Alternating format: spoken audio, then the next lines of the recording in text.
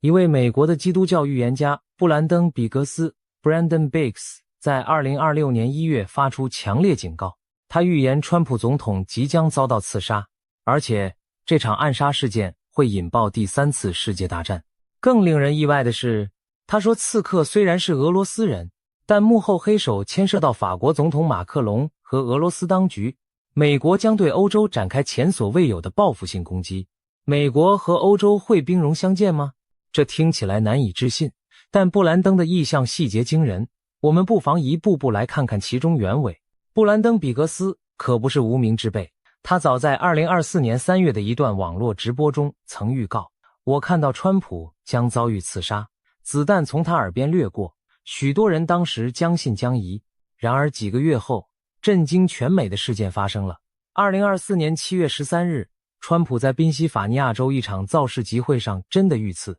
枪手突然开火，一颗子弹擦过川普的右耳，近距离掠过他的头部，震碎了他的鼓膜。所幸川普仅受轻伤，特勤人员当场击毙了凶手。这起惊险的暗杀未遂验证了布兰登的预言，细节之准确，令人啧啧称奇。连子弹掠过耳朵这种细节都不差分毫。由于有过精准命中的记录，布兰登的最新预言格外引人关注。2026年1月下旬，布兰登在一次直播分享中神情凝重地描述了他近日得到的异象。他说1月19日深夜，他正打算直播时，却忽然感到主的临在，耶稣的异象出现在他面前，对他说，今晚不要直播，我要你安静下来，我有话单独告诉你。布兰登惊觉事态严重，立即顺服停播。接着他声称从主那里收到了一则可怕的讯息，你的总统即将被刺客除掉，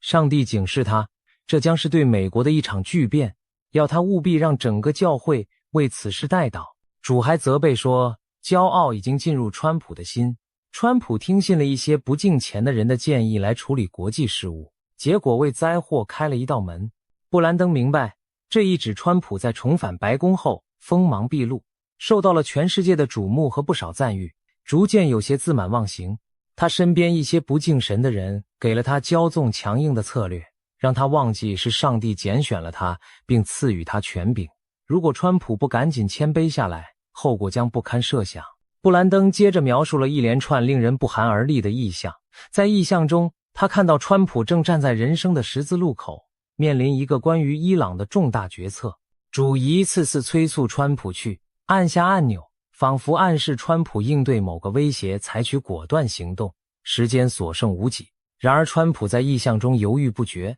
似乎没有照着上帝的旨意行动。布兰登说，最终他看见川普按下了一个决定性的按钮，但那决定并非顺服神的指引。同一时间，他看到俄罗斯总统普京周围盘踞着邪恶势力，蛊惑着普京的心智走向升级战争的道路。空气中充斥着武器轰鸣的回声，而且不是普通武器，仿佛有非常规的大杀伤力武器即将现身战场。布兰登还看见欧洲大地出现成片新掘的坟墓，各国开始大规模征兵。那些经历过第一次、第二次世界大战以及韩战、越战的老人们掩面哭泣，不敢相信战火的梦魇将要重演。甚至远在东方的中国也卷入了这风暴。布兰登看到一艘艘来自中国的货船无法抵达，美国的供应链中断，医院医疗物资告急，食品供应链也崩溃了。整个世界仿佛被推向一场前所未见的全面战争边缘。在这动荡诡谲的画面中，一个细节引人注意。布兰登看到法国总统马克龙满脸怒火，似乎因某件事对川普怀恨在心。在意象里，马克龙捂着眼睛，好像眼部有伤，血管破裂般的淤伤，正用墨镜遮掩，但川普公开场合作弄地嘲笑了他，让马克龙颜面尽失。马克龙气得眉毛直跳，随后在某次演说中阴沉地放话，也许我们该考虑与俄罗斯联手了。这一幕显示法国领袖对川普的不满达到顶点，甚至动念要倒向俄罗斯的怀抱。这些场景或许象征西方同盟出现裂痕，美欧之间针锋相对的暗流已经涌动。紧接着，布兰登说，他在林中看到一个骇人的时刻，川普真的中了刺客的冷枪。画面一转，仿佛是在某个机场停机坪附近，川普总统身旁隐约可见一架很像空军1号的大型飞机，周围一片警戒，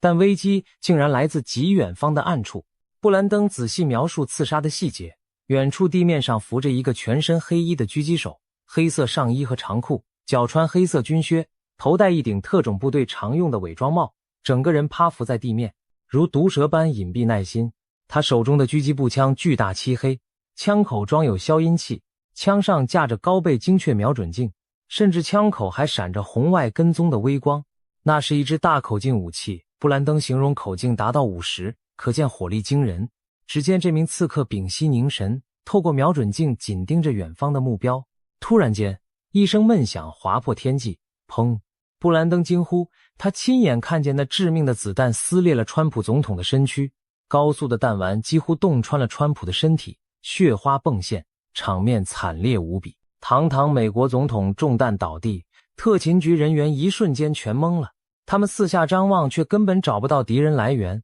一时间不知所措。周围尖叫声、呼喊声此起彼伏，现场陷入混乱和恐慌。这惊骇的一幕宛如电影情节，却在布兰登的意象中历历在目。预言中的这颗子弹极可能是致命的。假如川普这次真的不幸身亡，那将会发生什么？布兰登接下来看到的画面更是远远超出一般人的想象。他说，川普一倒下，眼前立即浮现出第3次世界大战爆发的景象，美国仿佛瞬间展开对敌对势力的疯狂报复，而报复的对象竟是在欧洲。布兰登形容那是一场前所未有的欧洲大战，无数导弹如雨点般倾泻，从未有过的规模轰炸降临在欧洲大地上，导弹拖着烈焰撕裂长空，城市在火海中颤抖。这种毁灭性的打击在布兰登看来是史无前例的，震撼程度远超以往任何世代经历过的战争场面。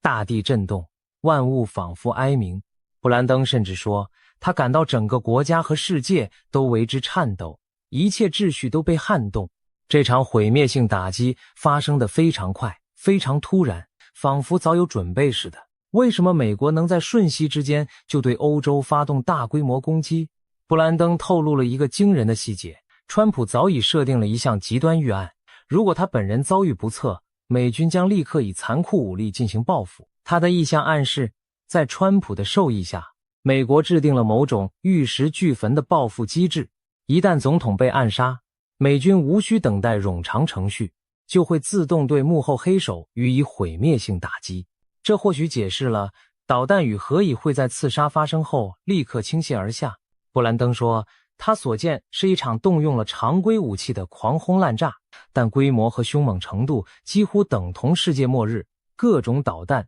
战机齐上，没有任何缓冲。第3次世界大战的战幕就在川普倒下的那一刻轰然拉开。朋友们听到这里可能跟布兰登本人一样震惊，美国和欧洲之间真的可能爆发战争吗？毕竟自第2次世界大战结束以来，美国和西欧一直是牢固的盟友，美欧同属北约，在冷战中并肩对抗苏联，在现代国际秩序中更是唇齿相依。然而布兰登预言的画面颠覆了我们对国际局势的认知，美国居然对传统盟友欧洲痛下杀手，这听起来几乎令人无法置信。要知道，美国宪法规定了严格的开战程序，即使总统想对某国开战，也必须经国会授权。以美国国内政治现实而言，川普所在的共和党内部不见得会全盘支持对欧洲宣战，而民主党更不可能投票允许总统挥军。欧洲那几乎等同与自己多年盟友决裂，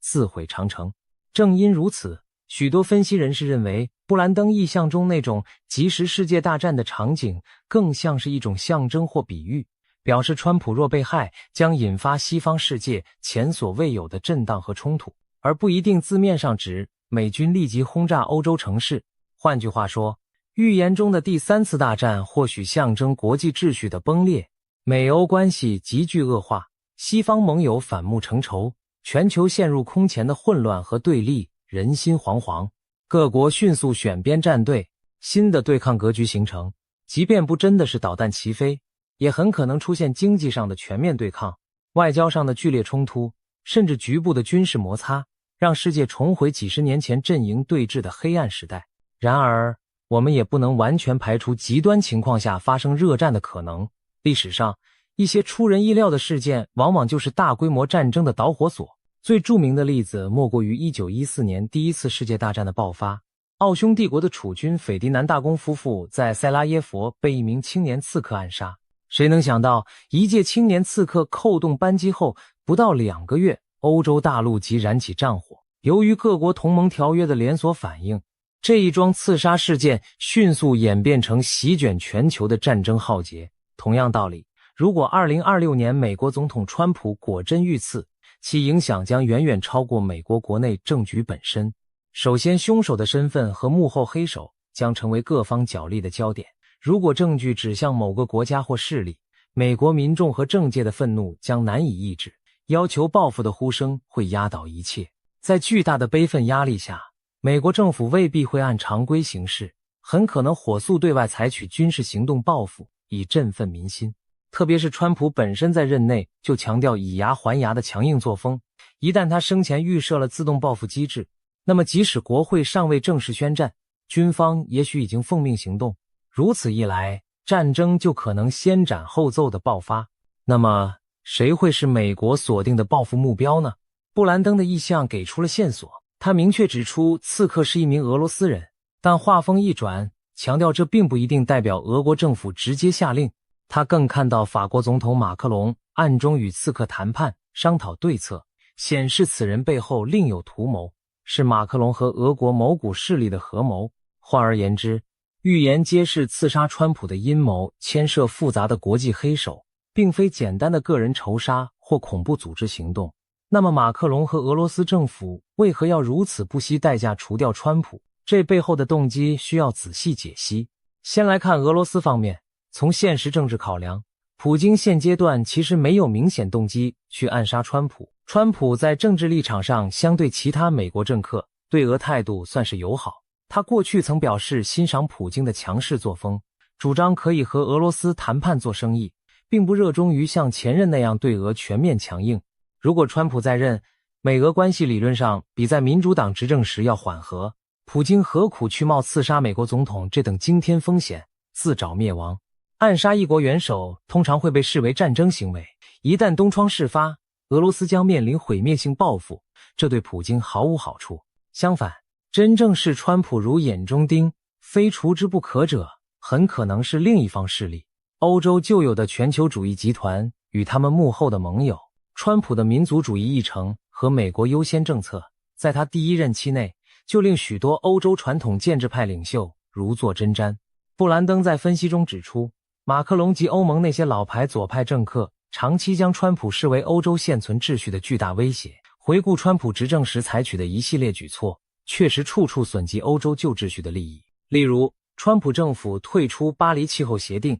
动摇了欧盟极力推行的气候政策根基。他多次施压北约盟国增加国防开支，直接冲击欧洲各国的财政和安全观。他对欧盟国家祭出关税制裁，批评欧洲对美贸易顺差，打乱了欧洲经济布局。更重要的是，川普强烈反共，视中共为头号威胁，极力要求欧洲盟友与美国一同围堵中国。在川普压力下，欧洲各国不得不重新审视对华依赖，这动摇了许多欧洲既得利益者与中国之间的深层勾连。可以说，川普的路线若持续推进，将导致欧洲传统精英势力的权力版图剧烈改变。欧盟左派可能在内外交困中失势，欧洲的右派民族保守势力则受到川普鼓舞而崛起。对热衷推动欧洲一体化加全球主义的马克龙们而言，这简直是一场噩梦。因此，如果川普成功连任并强势推行他的新世界战略，最有动机拼死阻击他的恰恰是那些守旧的全球化势力，包括欧洲的建制派精英，隐然与之结盟的中共当局，甚至美国国内反川的既得利益集团。他们或许深知以选举或政治手段难以扳倒声势浩大的川普运动，于是铤而走险，图谋以极端方式做掉川普，来个永绝后患。而实施这一阴谋时，使用一个俄罗斯籍的刺客正可以一石三鸟。其一，将暗杀嫁祸给俄国，激起美国朝野强烈的反俄情绪，把矛头引向普京；其二，挑拨美俄关系，毁掉川普原本可能改善与俄交往的努力，让美国和俄罗斯这两个强权彻底对立，减少美俄联手对付中共或其他势力的可能。其三，一旦美国把怒火烧向莫斯科，欧洲表面上仍是美国盟友，甚至可以假意站在美国一边坐收渔利，但实际上却达成了除掉川普的目的，还成功地阻断了川普联合俄罗斯围剿中共的全球新战略。可以想见，北京当局和某些欧洲势力在地缘政治和经济上早已绑在一起，他们最不愿见到的就是美俄和解，一致对付中共。所以这股全球旧秩序的力量有充足的动机密谋刺杀川普。那么布兰登所说的俄罗斯刺客又会是谁呢？既然普京可能性不大，那就可能是被幕后黑手收买或操控的俄籍人士，比如可能是一名与克里姆林宫无直接关系的极端民族主义分子，或退役特种军人，甚至前瓦格纳雇佣兵受雇执行此任务，也可能是某个反普京的流亡特工，成为西方秘密势力的棋子。总之，从预言细节看，刺客技艺高超，受过军事训练，拥有精良装备，这不像一般临时起意的狂热分子，更像是有幕后组织支援的职业杀手。布兰登强调，刺客是俄罗斯人，但不代表奉普京之命，显然是提醒人们不要被表象迷惑。真正可怕的敌人不是俄罗斯这块表面的皮，而是躲在背后驱动这只黑手套的手。那黑手极可能就是国际上盘根错节的全球旧秩序势力。暗杀一旦发生，美国国内局势也将瞬息万变。在预言中，布兰登看到了川普倒下后，美国政府权力中枢的动荡景象。副总统万斯推测为 JD。 万斯身处一片死寂的焦黑橡树林，光秃秃的橡树没有叶子，像经历了烈火灾难，只剩6-7根焦黑的树干孤零零矗立在雪地上。万斯一身黑色长风衣，在萧瑟的冬日橡树林中艰难前行，橡树象征岁月年轮，这诡异景象似乎隐喻着美国将经历6到7年的黑暗劫难。接着，万斯推开白宫的门，走进总统办公室，坐在办公桌后。此时他的夫人站在门边，偷听室外谈话。预言中，万斯的妻子挺着大肚子，已经怀孕临产，身穿一袭带有绿黄刺绣的粉红色印度风长袍，或许暗示着一种新生命即将诞生，又或者是某种文化融合的隐喻。让人毛骨悚然的是，布兰登提到在万斯妻子身旁有一位名叫艾瑞克的女士，以发言人身份在面对媒体采访，反复强调自己只是总统夫人的朋友。据了解，艾瑞克正是知名青年保守派意见领袖扎里·科克的遗孀。科克先生在预言场景中同样遭到暗杀身亡，这意味着除了川普本人，可能还有其他支持川普的政界人士在这场阴谋中遇害，令人不寒而栗。媒体的聚光灯都打在这位艾瑞克女士身上，她成了万斯夫人对外发声的代理人。这些细节耐人寻味，似乎在暗示万斯临时代理了总统职务，但国家处于极度危机，以至于第一夫人都需要朋友代言发声，稳定人心。更令人侧目的是，美国政府临时权力架构也浮出了水面。布兰登看见前佛罗里达州长德桑蒂斯和佛罗里达州参议员马可·卢比奥也都出现在白宫椭圆办公室内，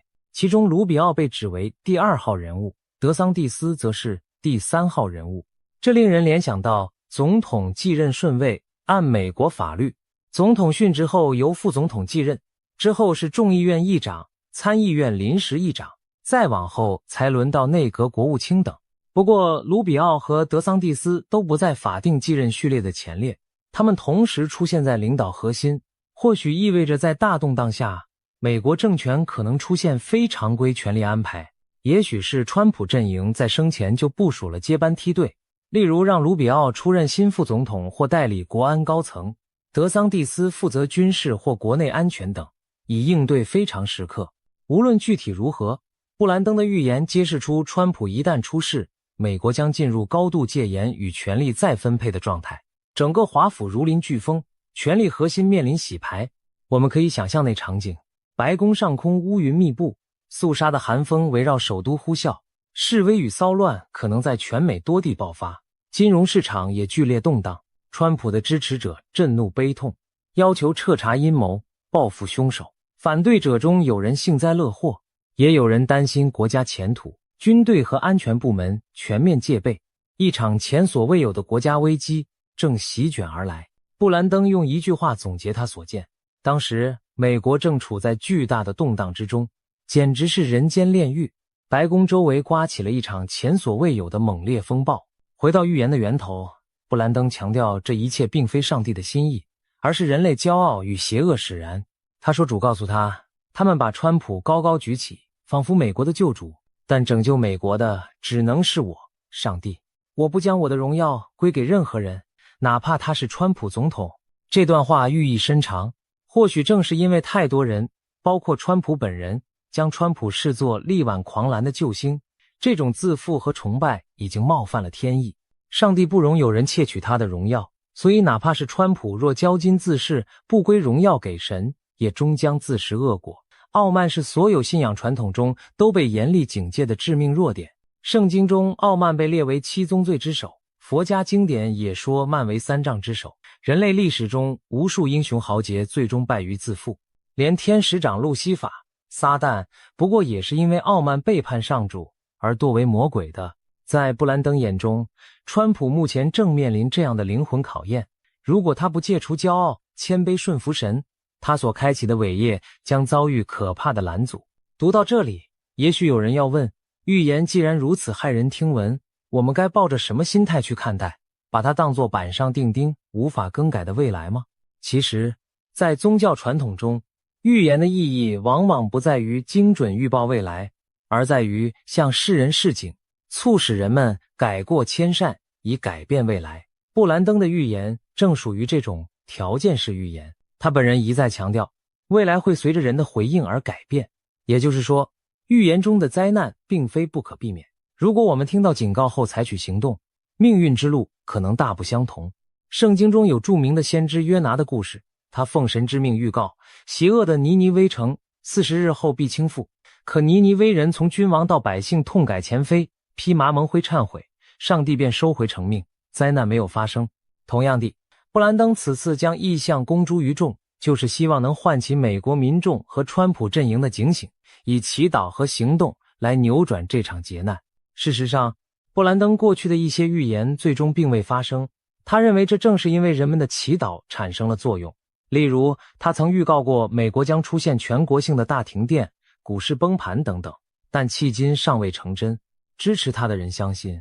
或许是因为许多人提前警醒祷告，上帝因此延迟或取消了这些审判。在这次预言中，布兰登已经呼吁全美教会一同祷告守望，为川普的生命安全代求，为国家前途祈求上帝怜悯。他自己也表示，已经将此意向告知教会长老们，一起为此迫切祈祷。除了祷告，预言中也隐含给川普本人的忠告，那就是保持谦卑，寻求上帝的引导。布兰登相信，上帝拣选川普不是没有目的的。如果川普愿意悔改傲慢，虚心依靠神，他还是可以成为带领美国走出危机的器皿。在布兰登以往的信息中，他提到过川普必须自主地跪下接受耶稣为救主的重要性。如果川普愿意如此行，他将得到从天而来的智慧和恩典，成为真正蒙光照的领袖，带领美国度过风暴，击败黑暗势力。相反，如果他刚愎自用，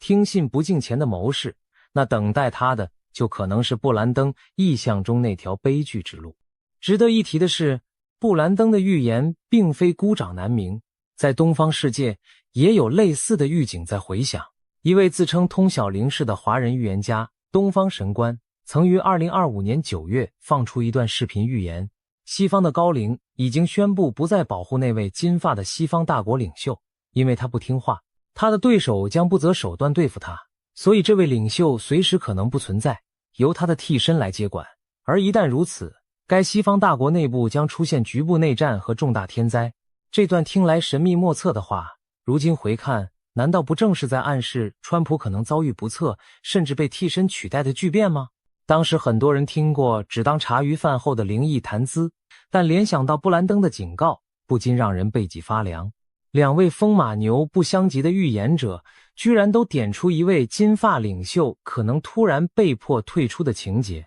还都预见其后国内会陷入混乱。难道冥冥之中真的有大事将至，给不同的人都敲响了警钟？除了民间先知，事实上国际局势本身也在释放不祥的信号。俄乌战争仍在焦着，台海和中东等热点暗流涌动，连法国知名学者都感叹，第三次世界大战其实已经打响，只是我们身在局中未必察觉。在这种剑拔弩张的大背景下，一颗子弹就可能成为压垮骆驼的最后稻草。假使川普遇刺，美国对凶手背后势力的报复行动无疑将把现有冲突全面引爆。那时中共会不会趁机侵台？伊朗会不会联合盟友攻击以色列？北韩会不会蠢动？这一连串连锁反应都可能因为美欧决裂、全球秩序瓦解而被推向失控。布兰登曾预言，真正空前的冲突正在蓄势待发，它将揭开世界大战的序幕。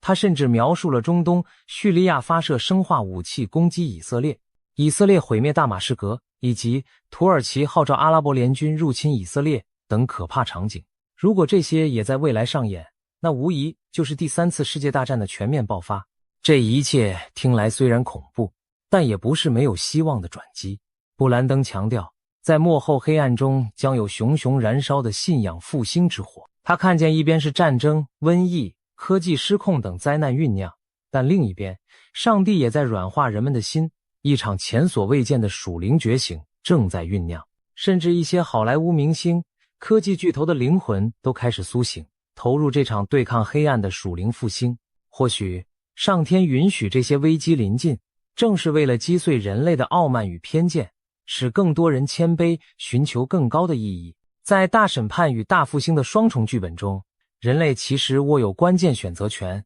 将命运推向毁灭深渊，还是引向光明新生。面对布兰登，川普将遭刺杀引发3战的惊人预言，我们每个人都不禁要思考，未来真会如此残酷吗？还是说，上帝在透过预言给人类最后的觉醒机会？川普总统会否因此警醒，改变他的态度和行动？美国人民乃至世界各国会否团结祈祷，阻止这场灾难的发生？亦或一切终将无可避免地走向预言中的剧情？正如布兰登所说，未来并非铁板一块，预言更像是一面照妖镜，映出人心的善恶抉择。也许预言的最大价值就是让我们现在就行动，去避免它成真。如果人们选择无动于衷，那么预言中的风暴可能如期而至。但如果我们选择悬崖勒马，恳切祈求并推动改变，也许悲剧就不会降临。我们眼前有2条路，一条通向世界大战的深渊，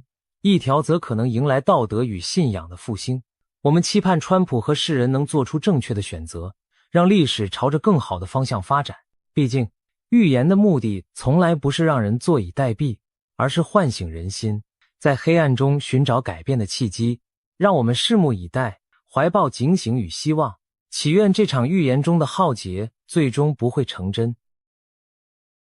今天我们来聊聊2026年东亚可能出现的大震荡。为什么许多人都说台湾将成为全球焦点？这源自近期甚嚣尘上的一些预言。其中最引人注目的是英国预言家帕克的说法很明确，他直指台海在2026年前后会出现重大军事冲突。但令人惊讶的是，他也强调台湾最终会是安全的。2026年最新的预言讯息已经曝光，内容可谓震撼人心。难道真的如预言所言，中共政权将迎来终局？今天就让我们深入探讨这些预言与现实迹象，看看2026年的东亚究竟会发生什么大事。首先，我们需要了解台海局势为何会成为预言焦点。过去几年，台海紧张情势不断升温，各种军事动作此起彼伏。美国前印太司令戴维森早在2021年就警告，中共可能在2027年前具备犯台能力，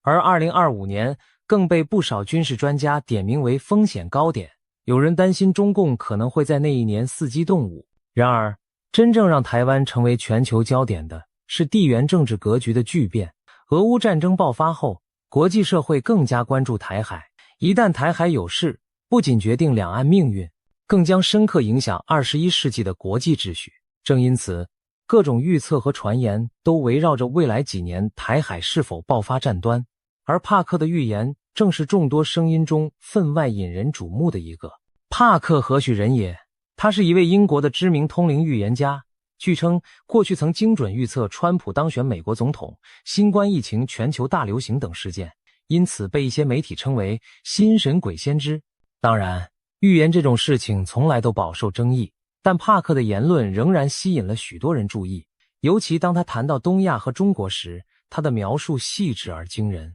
在帕克看来，2026年将是极其关键且充满灾难性的一年，许多重大事件会在这一年集中爆发。我们先从台海军事冲突的预言开始说起。帕克早在2024年初的一次直播中就透露，他看见台湾周边的某个外围岛屿上会出现刀光剑影，他当时形容就像有人宣布我们夺取了你的一座岛屿那样的场景。这暗示着什么？很可能是中共对台湾控制的外岛发起了某种袭击或登陆行动。台湾有一些外围岛屿，比如位于南海的东沙群岛，或是靠近中国大陆沿岸的金门、马祖等离岛，一直被视为可能的冲突热点。帕克的预感让人联想到，中共也许会冒险夺取其中一个岛屿，以测试台湾和国际社会的反应。更令人细思极恐的是，帕克提到了引发冲突的可能导火索。他说他感觉到可能会有一次意外碰撞事件，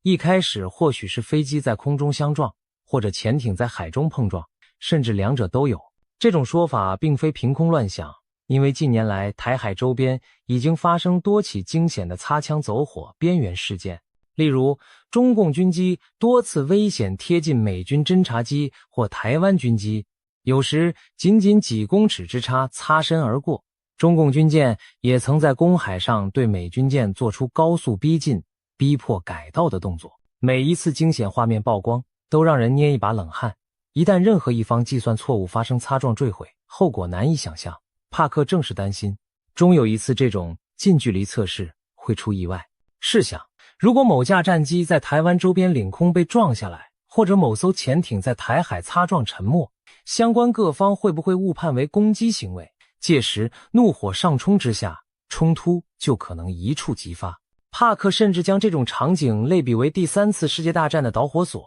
有媒体标题将他的警告形容为台湾将爆发恐怖空难，成为3战导火线。虽然这表述耸人听闻，但仔细想想也非毫无根据。一场偶发事故如果发生在敏感的台海前线，完全可能点燃大国间的战火。然而，在描述这可怕的冲突景象时，帕克也同时给出一个出人意料的结果：台湾将安然无恙，最终是安全的。也就是说，即便台海发生军事冲突，最终局势的走向对台湾有利，台湾并不会被中共征服。帕克为什么这么认为？他进一步解释了他所看见的画面：当新的台湾领导人面对挑衅时，他将立场坚定，极为强硬，绝不退让。我们知道，2024年台湾举行总统大选，现任副总统赖清德胜出，将于2024年5月就任总统。赖清德在中共眼中被贴上台独工作者的标签，因此北京当局对他尤其敌视。如果他上任后，中共果真在外岛挑衅，赖清德预料会采取强硬态度，不会因威胁而改变捍卫主权的立场。帕克的预言还提及了国际反应，这点同样耐人寻味。他表示，台湾在危机时将获得日本、澳大利亚等国家的合作与支持。注意，他用的是合作与支持，而非明确说出军事同盟。这似乎暗示着，即便没有正式的共同防御条约，在重大冲突发生时，日本和澳洲也会以各种方式介入，站在台湾一边。帕克形容，他看到台湾最终拥有非常先进的空防技术，且这些技术来自与日本的共享合作。这可能意味着日本向台湾提供尖端的防空雷达、飞弹拦截系统等军事技术，但形式上可能不是直接军援，而是以技术交流合作的名义。不仅如此，他还提到其他国家也会卷入，特别是澳大利亚。他看到澳洲在该地区派遣了军舰，这一幕让人仿佛置身未来的战场。美日澳等印太盟友组成防线，共同阻止中共武力改变现状。帕克甚至对时间节点也做出推测，他觉得这种局面可能会在2024年前后开始发生。当然，2024年已经过去，台海虽然风高浪急，但尚未爆发战事。如果往后推算，2025年、2026年依然是危机潜伏的高峰期。事实上，美军将领和智库也多次推演过相似情境。例如，有说法认为2025年中共可能突袭东沙岛，或者2026年在台海挑起有限冲突，以测试美国的决心。这和帕克的预言不谋而合。尤其值得注意的是帕克对国际领导力的看法。他直言，当前自由民主世界缺乏强有力的领袖，他几乎数不出几个能让人真正信任，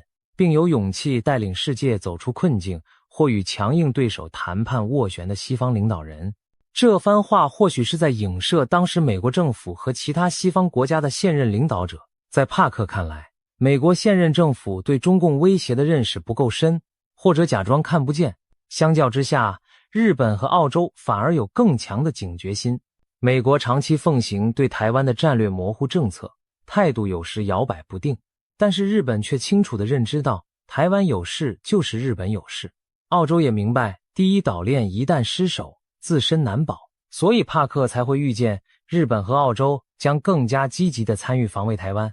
这番分析其实和现实趋势颇为契合。日本近年大幅增加国防预算，部署长程飞弹，防卫离岛，调整安保政策，为台海紧急事态做准备。澳大利亚则与美英组成 AUKUS 联盟，要取得核动力潜艇技术，并计划增购美国高超音速武器，显示出防范中共扩张的决心。澳洲战略界有人警告，战争可能在3年内到来，将当初官方预估的10年内无战事大幅提前。原因很简单，澳洲人切身感受过中共的经济胁迫与渗透，早已心生警惕。他们担心美国未必可靠，所以必须和志同道合的亚洲伙伴加强合作。帕克预言中，日本和澳洲一道出手保卫台湾的场景，正是这种国际现实心态的反应。如果台海本来只是两岸冲突，一旦演变成多国介入，那确实会上升为亚太乃至全球焦点。试想一下，若日本提供技术，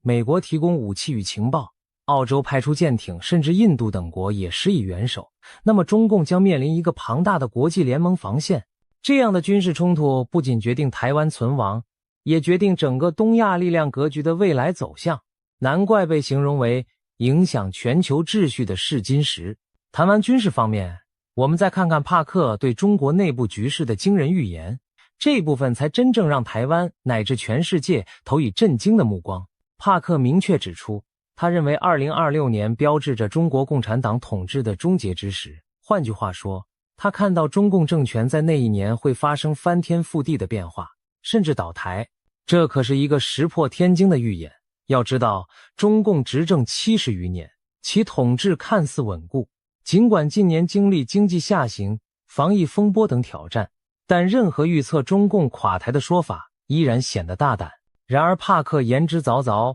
并给出了他看见的多重迹象，描绘了中共可能走向末日的剧本。首先是经济问题，帕克表示，中国经济的隐患正在迅速累积，2026年恐怕会成为这些问题全面爆发、引爆危机的一年。他提到了几项关键症状，包括工人被拖欠工资，制造业和地方财政陷入困境，债券违约频传，资金冻结现象蔓延，整个金融系统开始出现裂缝，房地产市场进一步恶化，原本就摇摇欲坠的楼市泡沫终于破裂。这些听上去几乎像经济灾难片的情节，然而我们回顾现实，会发现帕克所言非虚。2023年以来，中国经济增速放缓明显，青年失业率攀升到前所未见的高位，官方甚至停止发布相关数据，以免引发恐慌。多家大型房地产开发商相继暴雷，恒大地产、碧桂园等巨头债务违约，烂尾楼问题导致许多买房者断供抗议，地方政府财政捉襟见肘，甚至传出部分地区公务员减薪、教师讨薪的消息。还有理财产品暴雷、银行挤兑等金融风险苗头，让金融系统开始出现裂痕。帕克提到的每一项经济乱象，其实都已在酝酿，只是尚未全面爆开。在他的预言中，2026年前后，这一连串经济脓疮将被揭开，中国多年累积的结构性债务和泡沫被迫曝光。当经济陷入乱局，失业潮来袭，金融风暴迸发，帕克强调，一旦中共失去对经济的掌控力，其执政合法性将动摇。这其实很好理解，中共长期以经济增长作为合法性基础，向人民宣称只有我们能带来繁荣。如果经济崩盘，老百姓饭碗不保，对执政者的不满就会直线上升。在中国那种体制下，经济不稳很容易迅速转变为社会动荡和政治危机。帕克紧接着预见，中共的政治环境也会在2026年发生巨变，他甚至用了翻天覆地一词，暗示变化之大超乎想象。他明确表示自己认为2026年就是中共终结之时。他具体提到了几个让人瞠目的细节。首先，中共常年在全球布局的影响力网络会在这一年陆续被曝光。帕克举例说，可能指的是英国方面近期揭露出多起中共渗透政界的丑闻。未来我们将看到更多跨国丑闻被揭露，涉及中共以金钱收买政治人物、渗透西方大学体系等等。他甚至提到西方社会中流行的某些觉醒运动，也就是所谓的政治正确议程，背后可能夹杂着来自中国与俄罗斯的资金在推波助澜，目的在于削弱西方社会的凝聚力。这些指控听起来像惊悚小说，但事实上西方情报和媒体近年也揭露了许多中共对外渗透的细节，包括金钱游说、文化统战、情报收集等等。帕克认为2026年前后可能会出现一次大规模的资料外泄或系统性揭露事件，公诸于世，中共输出影响力的证据。当这些黑幕被撕开后，国际上对中共的态度将更趋强硬，中共多年苦心经营的全球关系网将四面漏风。而在中国国内，帕克预见的画面更是戏剧性。他说，习近平的健康和政治权威都将在2026年明显衰退，到了2027年可能已经下台，这几乎在预告习时代的终结。帕克甚至描述了一个令人震惊的细节，习近平将经历一次大型且备受争议的器官移植手术，他推测可能是肾脏移植，并暗示器官来源可能涉及死刑犯，从而引发巨大的舆论震荡。如果真有这样的事发生，其冲击可想而知。一方面，最高领导人重病需要换肾本，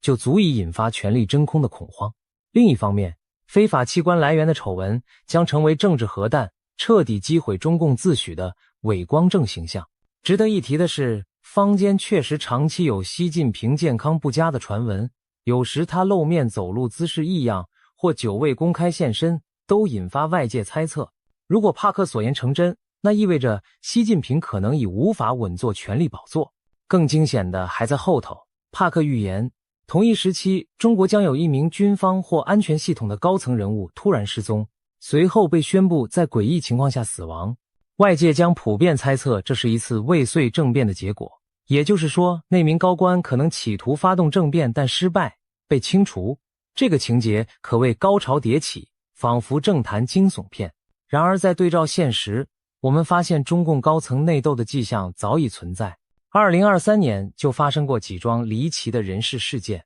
国防部长李尚福和外交部长秦刚先后失踪，最终被免职。期间官方没有公开交代原因，引发无数阴谋论。虽然事后当局声称涉及腐败或作风问题，但很多分析认为背后牵扯习近平整肃异己、党内权斗。因此未来1-2年会不会有更大的风波，帕克认为答案是肯定的。在他看见的画面里，党内派系撕裂，权力斗争在2026年将加剧到极致，甚至引发一场足以动摇政权的大震荡。尤其围绕习近平的病情和接班问题，党内会进行大规模的信息封锁和政治掩饰，各派暗中角力，你死我活。或许有人会铤而走险，试图抢班夺权。就在权斗暗流涌动之时，帕克还预言2026年前后，中国会发生一场带有天命崩裂意味的重大灾难。他举例说，可能是铁路与轨道交通系统发生严重坍塌事故，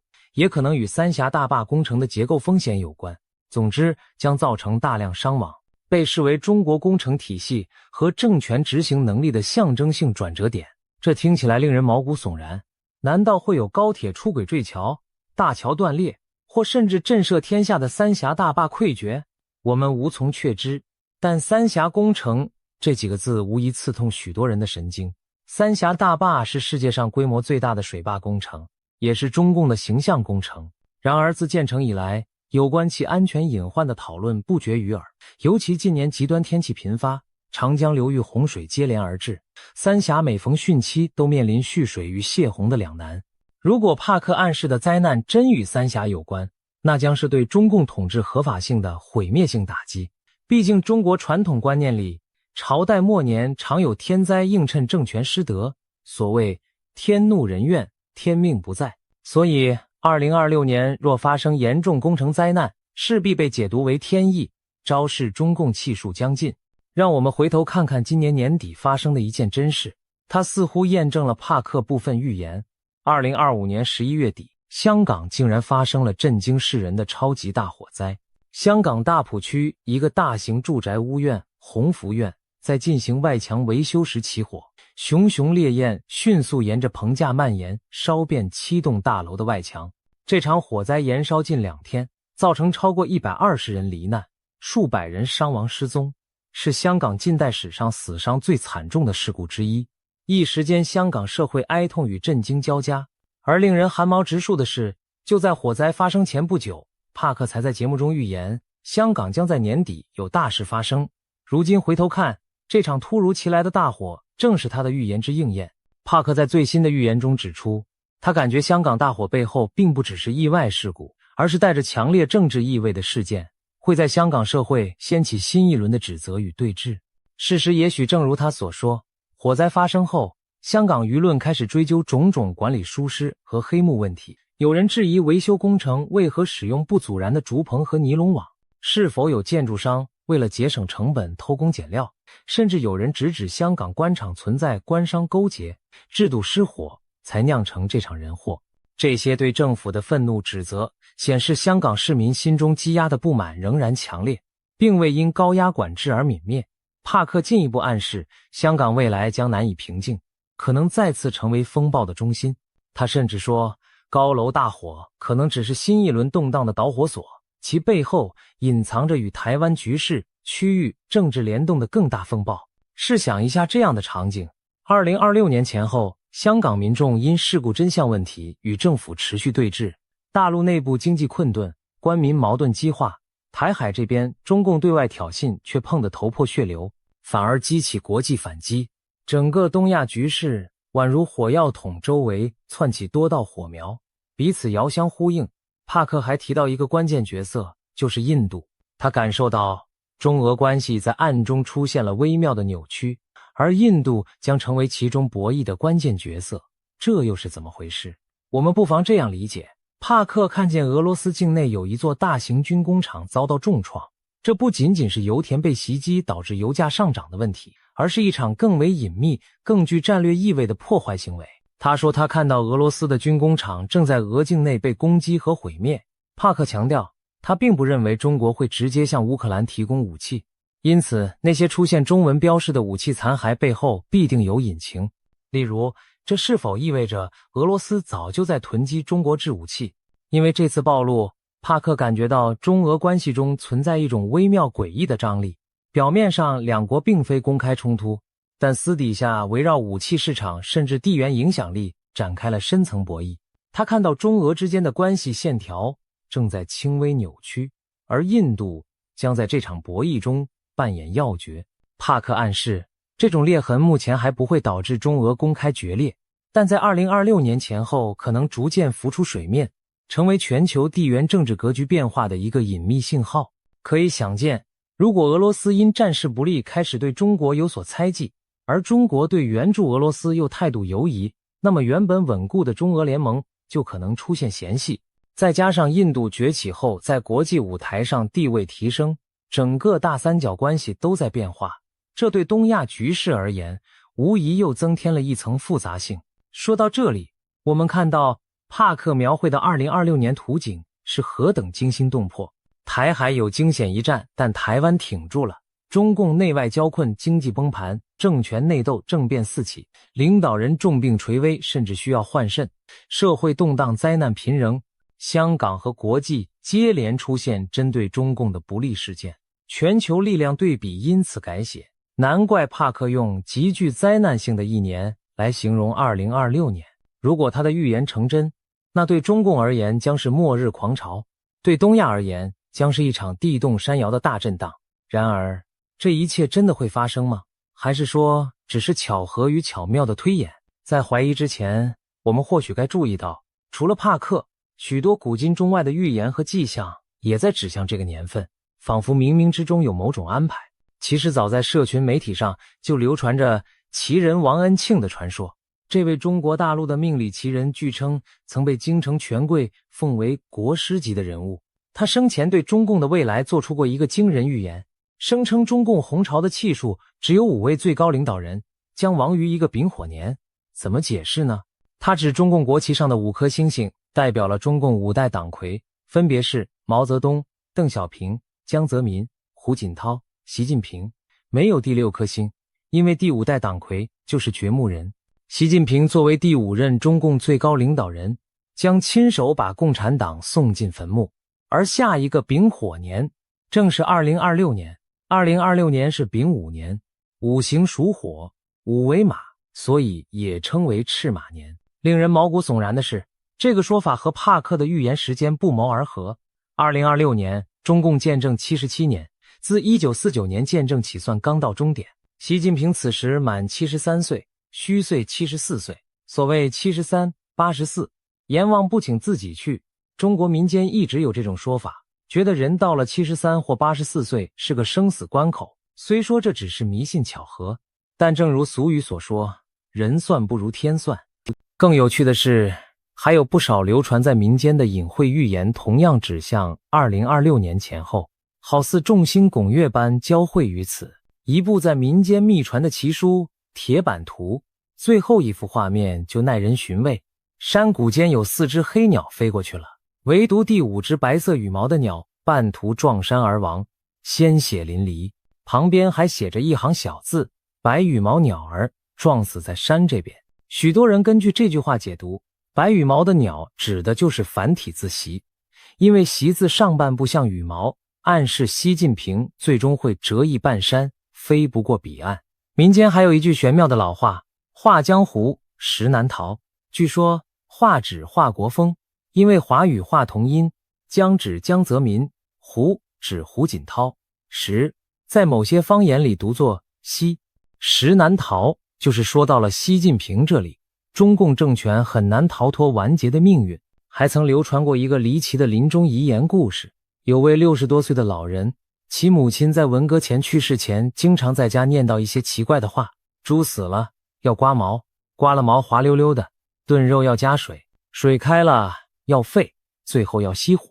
随着年龄增长，他陆续明白了这些话的意思。猪指朱德之死，刮毛指毛泽东去世，滑溜溜指华国锋下台，炖肉要加水里的炖字的读音接近邓小平的邓，水象征江泽民，沸的发音复，近似胡锦涛的胡，最后熄火则暗指习近平。整串隐喻把中共历任领导依次点到，结局便是熄火，熄的时代大火也熄灭，中共终结。另外2002年在中国贵州平塘县长布乡发现了一块震撼世界的藏字石，那是一块天然断裂的巨石，剖面上赫然刻着中国共产党亡6个大字。据中共官方调查，这些字都是天然形成，没有任何人工雕刻的痕迹。经专家鉴定，这块藏字石距今已有约2亿7千万年历史，上天似乎早已对中共的命运下了判词，中国共产党在劫难逃。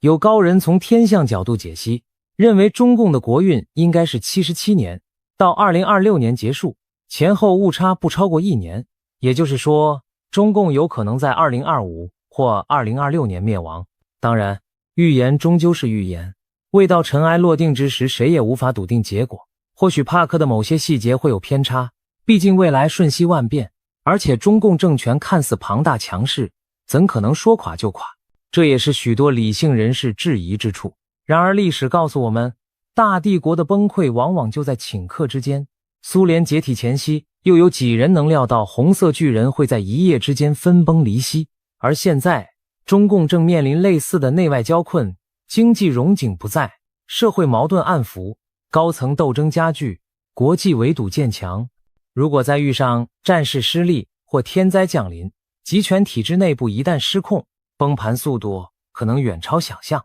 一位预言家提供的是他灵视中的图景，也许夹杂主观解读，但却给我们换了一种思考现实的角度。还有一个来自灵性领域的预言值得一提，在帕克之外，另一位名叫布兰登的预言师也谈到了中国的未来。他在节目中提到，似乎看到中国将经历一场大规模的精神复兴，宗教信仰和精神力量会从长期的压制中慢慢苏醒，由弱转强。那种罩在人们心头，不让大家有信仰，也不让大家看清真相的铁幕将被打破，人们将开始苏醒。换更直白的说法，它指的很可能是中国长期的无神论框架将被松动甚至瓦解，人心上的枷锁会被彻底解除。一对照其实不难发现，两位预言家的信息在某种程度上互相印证，大震荡之年也可能就是大复兴之年。想象一下那样的图景，2026年东亚风云突变，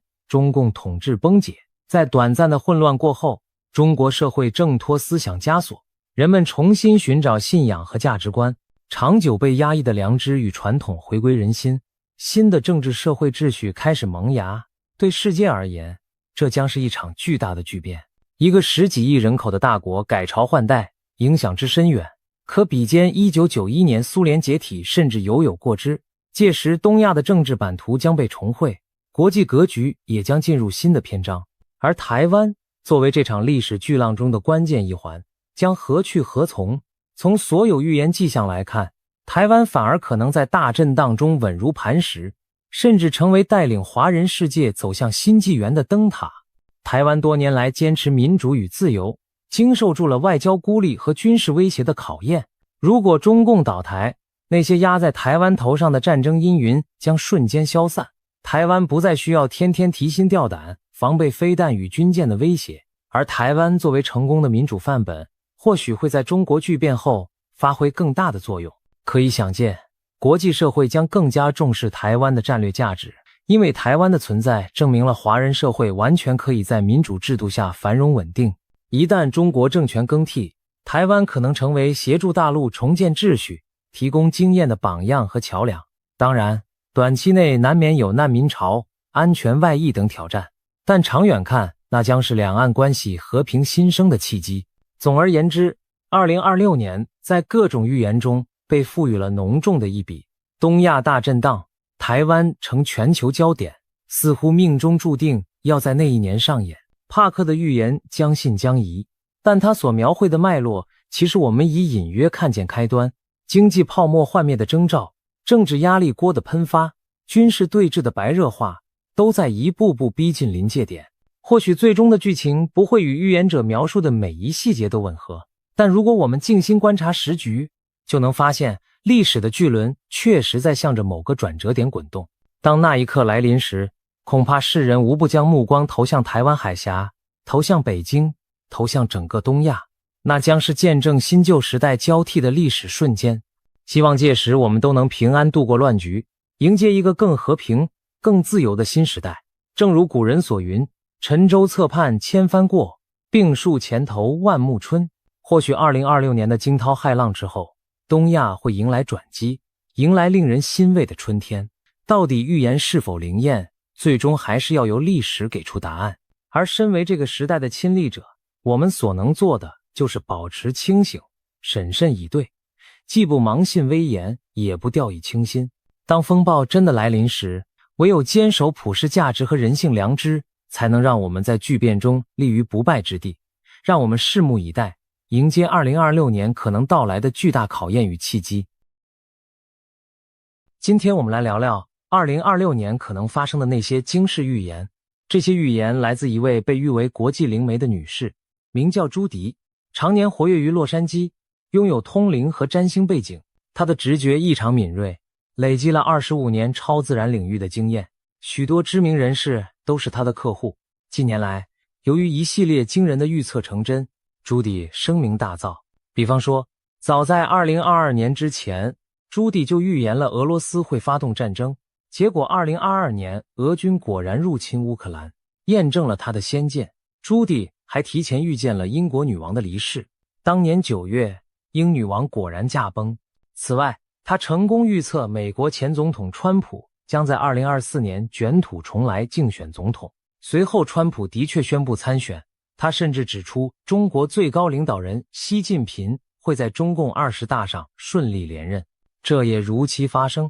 随着一桩桩大事被他言中，朱棣获得了神准通灵师的美誉。如今时针指向即将到来的2026年，朱棣最新发布的一系列预言更是让人瞠目结舌。他认为2026年将是充满巨变和震荡的一年，世界格局可能出现大洗牌。在这份惊人的预言清单中，既有牵动亚太安全的台海局势走向，也有中国领导人习近平的最终命运，还出现了世界大国领袖遭遇暗杀的震撼场景，整个世界秩序可能因此重新排列组合，更有一长串自然灾难和异象将接踵而至。接下来我们就深入探讨朱棣对2026年的这些主要预言，看看其中隐含了哪些令人不寒而栗又发人深省的讯息。首先，让我们从亚太焦点，也就是台海局势谈起。朱棣在预言中指出，2026年的台湾海峡局势虽然依然紧张，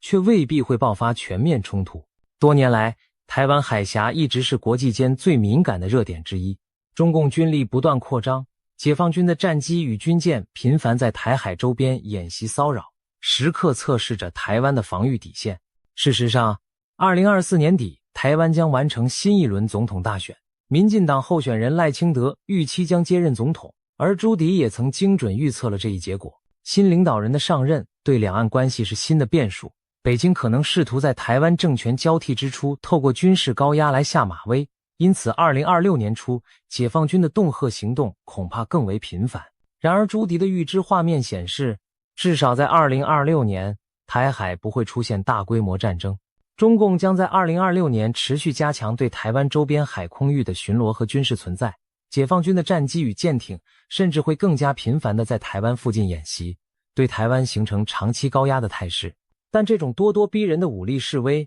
最终将点到为止，并未跨越真正开战的红线，让人不禁联想到1996年的台海飞弹危机。当年解放军以飞弹试射恫吓台湾，但在美国2艘航空母舰巡弋介入后，中共适可而止。朱棣的预言似乎暗示2026年的紧张局势将重演类似剧本，中国展示武力但收敛于临界点，美国则以强硬表态维持现状。尤其在朱棣的画面中，美国的动向对局势走向举足轻重。他预见一个特殊的背景，即2026年美国将由川普重新执政，这意味着美国对中国的态度会强硬但务实。川普政府划下清晰红线，不允许北京武力侵犯台湾，甚至传出川普本人可能在2026年4月访问中国，与习近平会面，期间双方达成某种默契或协议，使得北京在川普任内不至于对台动武。朱棣认为，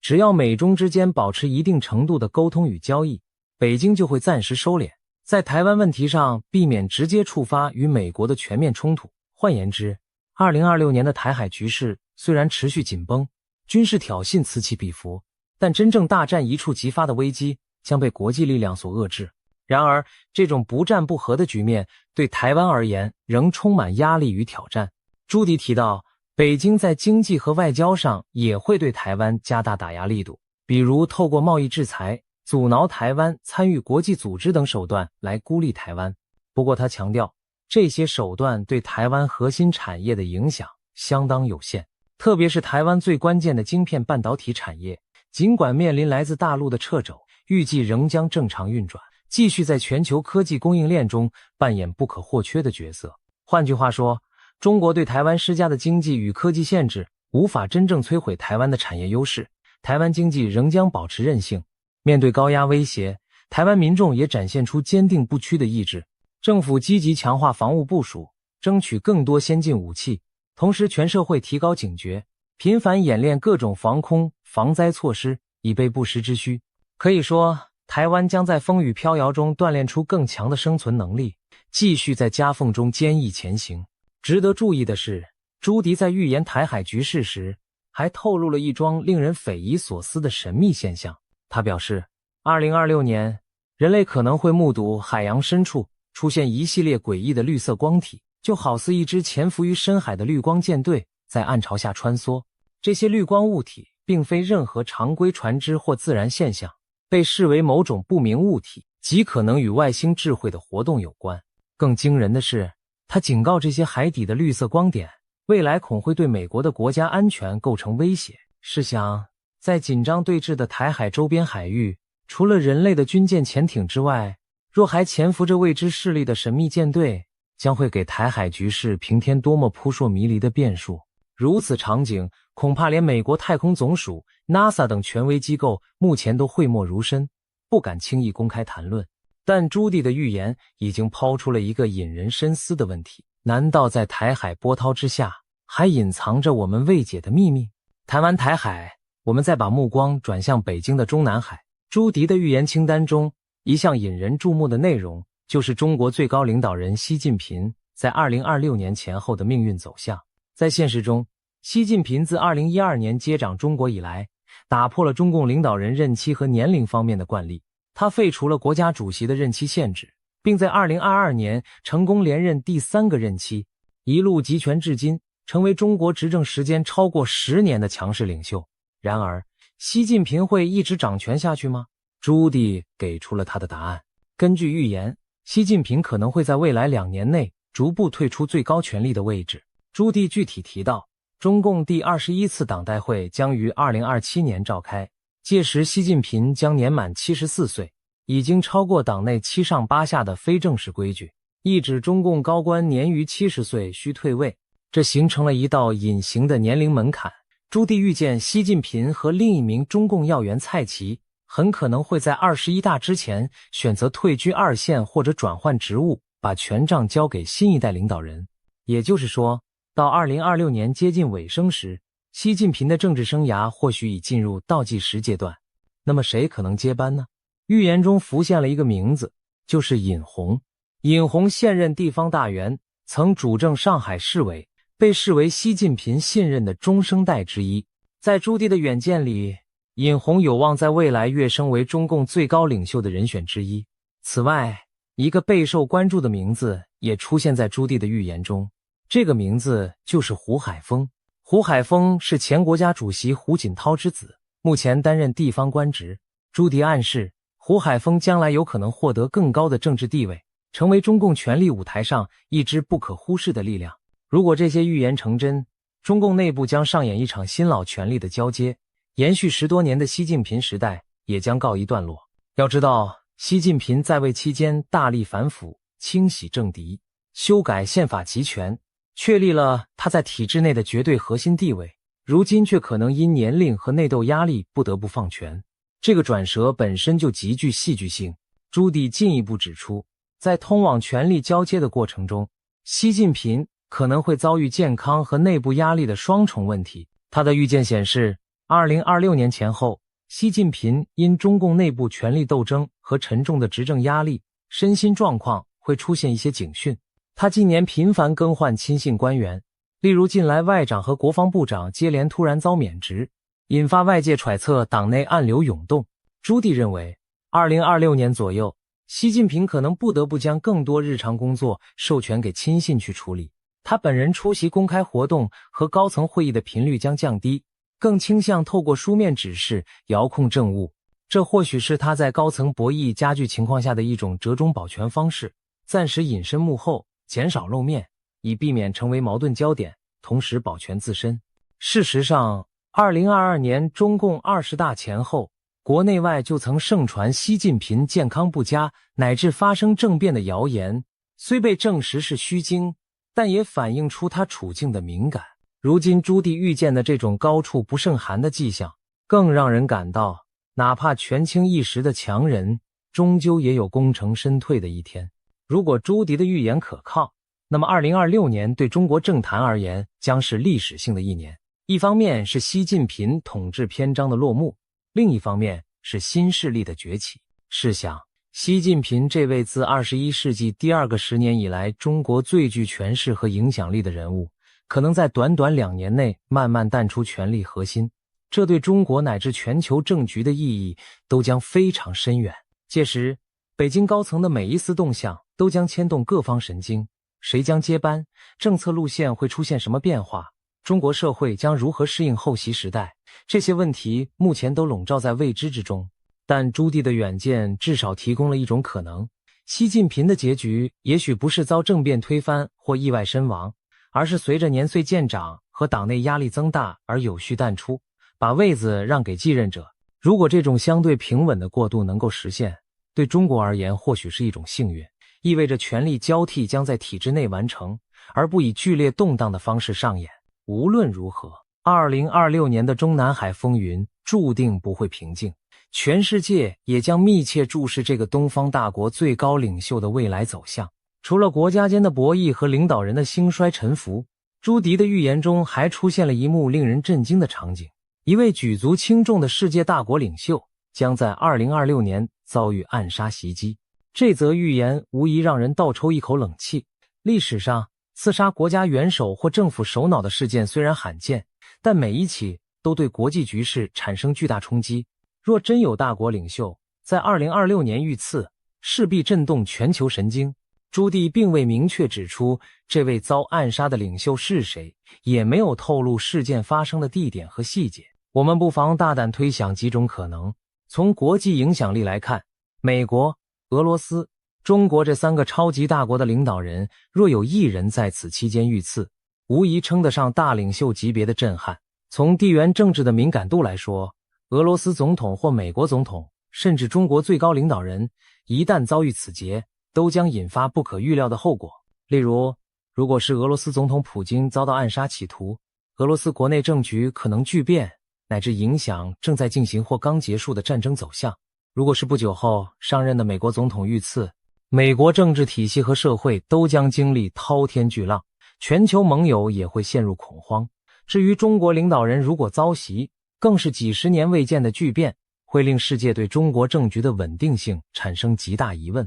当然，也不能排除其他地区的重要领袖成为目标，像某欧洲强国的总理或中东地区的君主。无论是哪种情况，朱棣的预言都提醒我们，2026年世界可能面临一起震撼性的政治事件，一个位高权重的领袖人物将命悬一线，生死未卜。试想，当这样的暗杀事件发生时，国际社会会出现何等连锁反应？全球媒体将铺天盖地速报和分析，引发各国市场动荡，人心惶惶。同时，各国政府会进入紧急状态，加强对要员的安保，防止类似事件蔓延。那些与遇袭领袖关系密切的国家或阵营可能会一时群龙无首，政策出现真空甚至误判。在被暗杀者所在的国内，更可能爆发激烈的政治角力。继任者是谁？有人会否趁机夺权？国家的政策路线会不会急转直下？如果该国本身正处于战争或冲突中，领袖遇袭更可能导致局势失控，比如军方强硬派可能发起报复性的极端行动。朱棣的预言让我们回想起1991年的一幕，当时苏联国防部长等强硬派发动政变，软禁了总统戈巴契夫，引发莫斯科紧张对峙。而在苏联解体前夕，时任俄罗斯总统的叶利钦甚至担心自己会遭暗杀，以致随身携带手枪防身。这些历史片段提醒我们，当一国最高领导人面临生死危机时，往往是整个国家甚至世界局势最动荡凶险的时刻。2026年若真如朱棣所示，上演这样惊心动魄的一幕，世界将重现现代史上罕见的巨变时刻。顺便一提，近年来小国也发生过此类剧情。2021年，海地总统莫伊兹在官邸遇刺身亡，导致国家陷入长期混乱。可见，哪怕是中小国家的领导人被暗杀，都足以造成巨大动荡，更何况是超级强权的首脑。有人或许认为这预言过于惊悚，不太可能成真，但别忘了，朱棣在此前的预测中曾准确指出2025年会出现对川普总统的人身威胁，而2025年初，川普在一次竞选活动中的确曾遇到安全警报，可见他并非凭空危言耸听。尽管我们无法确知细节，但朱棣的远见等于给世界提了个醒。明年的国际舞台上，不仅会有宏大的地缘政治较量，也可能上演惊险的个人命运戏码。一颗子弹或一场爆炸，就可能改写历史进程。在这充满不确定性的预言背后，人们也许会更深刻地体会到和平与安全的脆弱。哪怕站在权力巅峰的领袖，他的生命也可能瞬息之间受到威胁。2026年，我们或将见证一次现代史罕见的巨变，一位世界强权的领袖命悬一线，其后续影响将如多米诺骨牌般波及全球。当一位大国领袖遇刺，东方强人即将交棒之际，朱迪预言的2026年还隐含着更宏观的变局，世界秩序将面临一次大洗牌。这场大洗牌涉及国际权力格局和盟友关系的重大重组，以及几场决定未来走向的地缘政治事件。2026年被他形容为一个历史转折点，人类社会可能要重置某些旧有的秩序和规则。首先，在美国及其主导的西方阵营这一边，朱迪的预见极具戏剧性。他认为唐纳德·川普将再次担任美国总统，并在国内外推动一系列颠覆既有政策的举措。预言中，川普展现出强势的领导风格，他上任后迅速整合了共和党，在国会推动政府改革，也频繁举办造势集会以巩固基本盘。同时，他对内专注提振美国经济和军事实力，例如大力发展人工智慧技术，重振制造业和能源产业，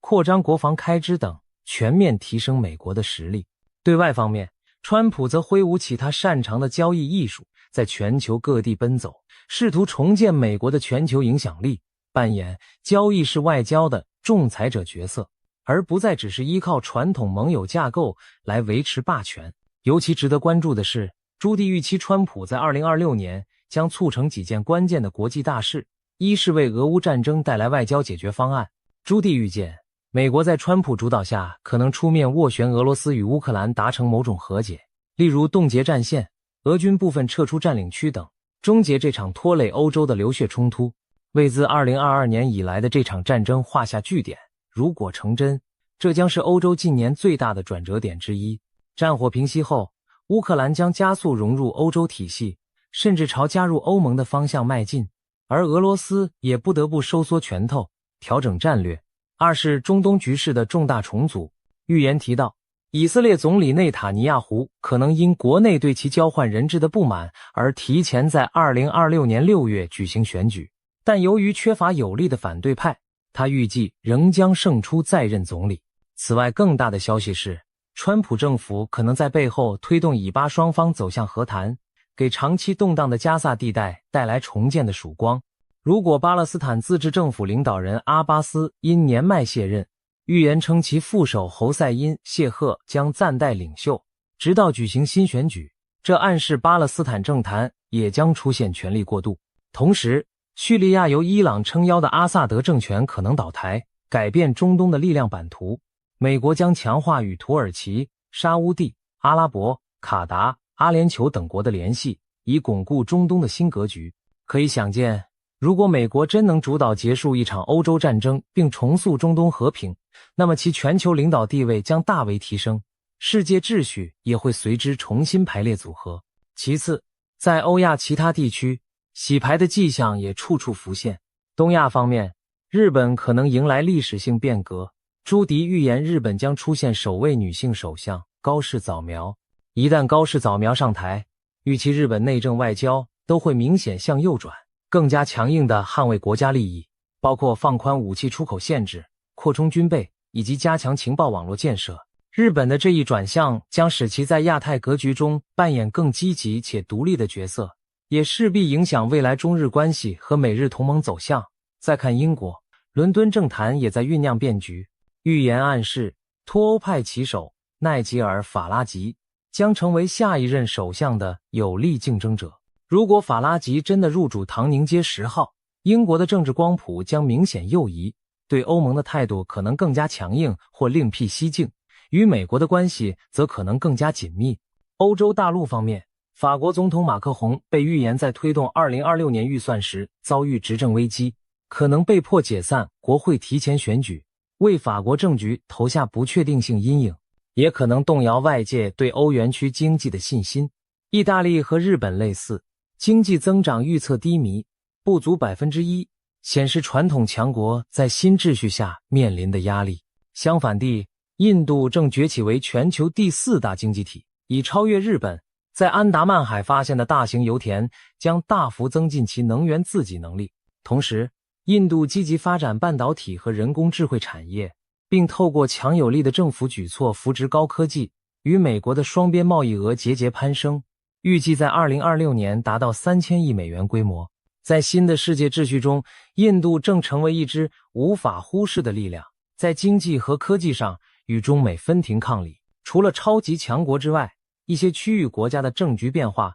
同样折射出世界秩序洗牌的趋势。比如中东的沙烏地阿拉伯正完成庞大的产业计划，如朱拜尔工业城第2期工程，继续朝区域强权地位迈进。巴基斯坦则重新加强与美国的关系，试图凭借自身的石油和矿产储备，在中东扮演更重要的稳定角色。东南亚方面，泰国将推出新的永续生态旅游法规，越南也计划出台环境保护法令，以在全球价值观新潮流中站稳脚跟。新加坡将开设最大的综合门诊和科学中心，并在年末完成连接马来西亚柔佛的捷运线，继续巩固区域创新枢纽的地位。这些种种发展显示，各国都在为适应新的国际环境而调整策略。值得一提的是，朱迪的预言中有几个国家被视为2026年最安全稳定的世外桃源，包括加拿大、阿联酋、澳大利亚、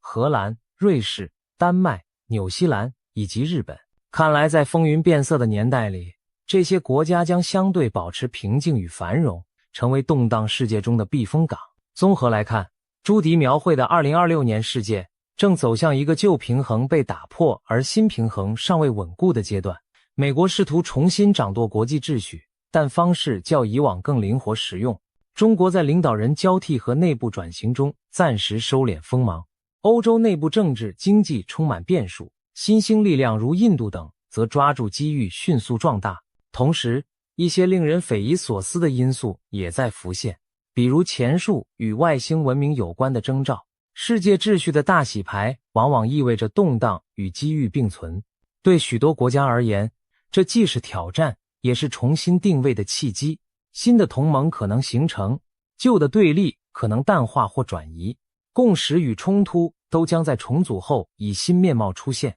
大体而言，朱迪眼中的2026年世界轮廓大致如下：美俄握手言和，中东重归稳定，中美重新谈判，欧亚权力消长，新势力崛起。许多情节磅礴存在于昨日还令人难以置信的剧本里，然而一旦预言成真，无数普通人的生活将被改写。对于身处这场巨变中的我们而言，也许要等到亲历其境，才真正理解这场秩序洗牌的意义和代价。每一代人或许都会见证一次世界的改组，而2026年或许正是我们这一代的分水岭。如果说上述政治预言已经够让人心惊，那么朱迪对2026年的灾难清单更是让人不寒而栗。他的远见中，2026年地球将遭遇一连串极端天灾与异象，考验人类社会的韧性。我们不妨按类别逐一梳理这份灾难清单。首先是来自太阳的威胁。朱迪预警2026年太阳活动将异常活跃，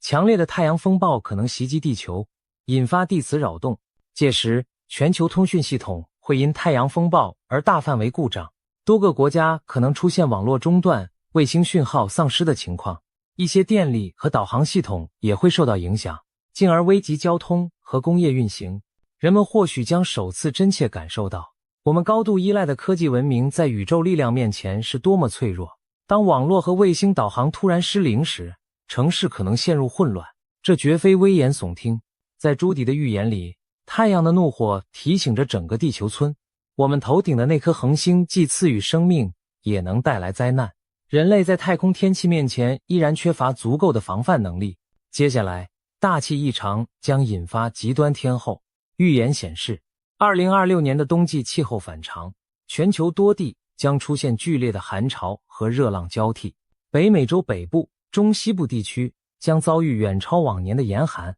狂风呼啸，大雪封门。一些平日温和的地区也将被寒气笼罩。同时，东亚和欧洲部分区域却可能相对暖或少雪，气候模式大乱。而在夏季，欧洲的西班牙、葡萄牙等国将经历破纪录的热浪炙烤，酷暑引发干旱和野火。意大利则可能持续干旱少雨，农作物欠收。全球气候磅礴，愈发两极化。异常高温和严寒在不同地区此起彼伏，气象混乱的一年将对各国的能源供应、农业生产和民生造成严峻挑战。随着大气动荡，风暴与洪水也接踵而至。朱迪的清单中明确提到，2026年将有毁灭性的热带气旋侵袭亚洲，台湾、菲律宾和中国东南沿海将遭受超强台风的正面攻击，狂风暴雨所到之处，基础设施和城镇建筑将受到严重破坏，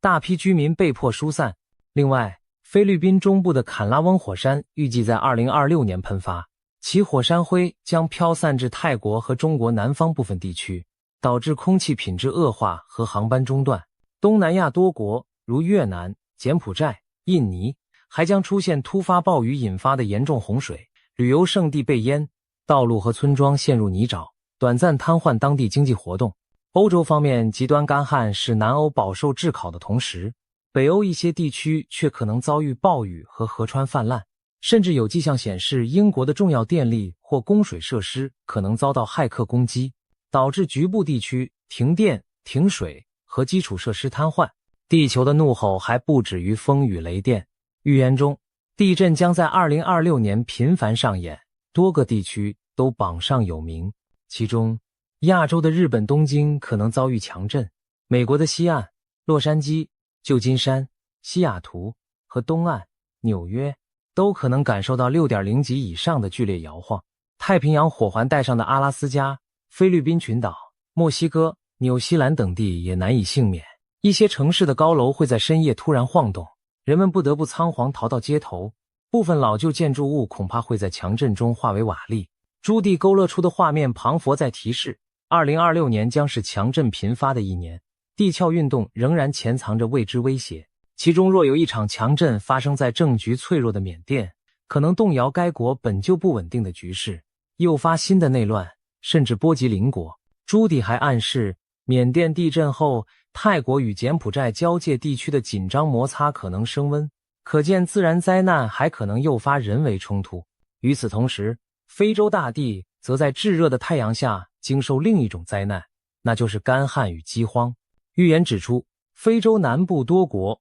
包括南非、辛巴威、赞比亚、莱索托、马拉维等，将遭遇严重干旱，河流干涸，农田龟裂，粮食产量骤减，数百万人面临粮食与饮水短缺困境。旱灾引发的饥荒和疾病可能蔓延，成为一场人道主义危机。联合国世界粮食计划署将紧急行动，协同世界银行和各国盟友，为灾区输送食品和清洁用水，以挽救无数生命。非洲的这场苦难提醒着世人，气候变迁和极端天候对欠发达地区的打击尤为沉重，也考验着人类守望相助的良知。在美洲大陆，灾害同样此起彼伏，美国沿海地区将迎来异常活跃且猛烈的飓风季。朱棣特别提到纽奥良、佛罗里达和美国东岸部分城市将遭遇超强飓风正面侵袭，狂暴的风暴潮会吞没沿海，城市街道将变成河流，电力通讯中断，大批民众被迫逃离家园。而令人意外的是，一向少受飓风影响的美国西岸加州，今年也可能经历残余飓风或热带风暴带来的强风豪雨。与此同时，加州、加拿大西部、澳洲等地则进入更加严重的野火季。夏秋时节，干燥的植被在闪电或人为因素下被点燃，火蛇吞噬大片森林和社区，浓烟遮天蔽日，空气中弥漫刺鼻的焦味。消防员日以继夜地奋战，但长期干旱令野火一发不可收拾。这些景象几乎成了近年的常态，2026年恐怕也难以幸免。同时，热带气旋和季风雨还将导致全球多地发生洪水泛滥，日本、菲律宾、加勒比海诸国、墨西哥都被预言在洪灾名单上。从亚洲到美洲，无数城镇居民不得不为躲避洪水而举家迁移，国际救援队也将马不停蹄地驰援各处灾区。当我们在尘世间疲于应对这些天灾时，人类或许更渴望抬头仰望星空，寻找答案。然而正当人们仰望天空，朱棣预言了另一桩令人毛骨悚然的异象。在干燥荒凉的沙漠地带，将有人声称目击到不明飞行物的出没。那些神秘的飞行器忽然现身夜空，散发奇异的光芒，在寂静的沙海上空盘旋片刻，又倏然消失无踪。有人将之解读为外星文明在观察人类庞佛科幻电影的桥段真实上演。当全世界忙于应对地缘政治和自然灾难时，外太空的未知力量似乎也在以自己的方式宣示存在。种种迹象显示，2026年注定是不平凡的一年。从太阳到地球，再到天空彼端的神秘访客，多重挑战汇聚而来，人类将在炼狱般的考验中寻求生路。朱棣列出的灾难清单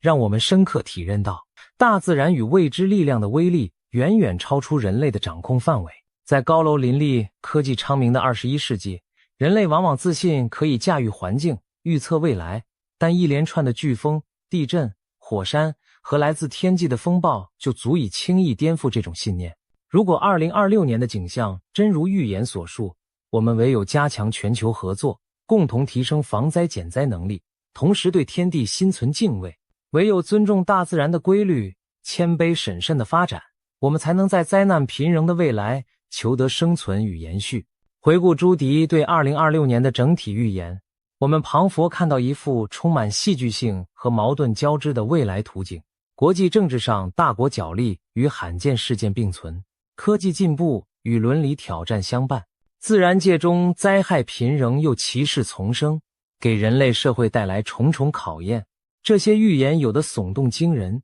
有的发人深省。我们不禁要问，假如这一切真的发生，我们准备好了吗？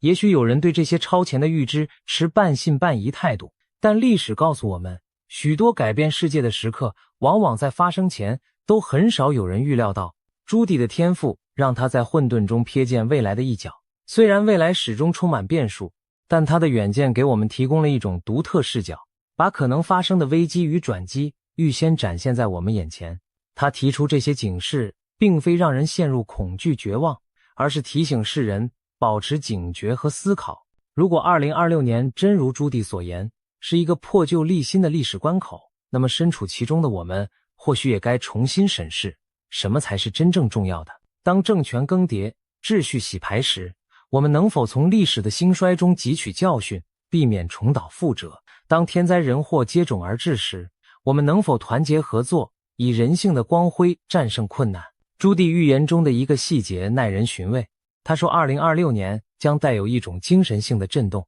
世界各地的人们会开始反思什么才是真正重要的，古老智慧将重新回到人们的文化、政治生活中，大众重新学习如何用爱与智慧连结彼此，共度难关。也许在至暗时刻，我们反而能找回久违的同理心和精神价值，为破碎的世界带来一丝疗愈与希望。当然，预言毕竟只是预言，未来尚未发生，一切仍有转圜余地。或许正因有人提前看到了危机，我们才有机会提早防范并加以改变，让未来朝更好的方向发展。朱迪这位国际灵媒，用他震撼人心的预言为我们敲响了警钟，同时也提供了一线希望的曙光。对于即将到来的2026年，我们所能做的，也许就是怀着敬畏与勇气，脚踏实地走好每一步路。因为无论预言如何描述，真正决定未来走向的，最终还是我们人类自己。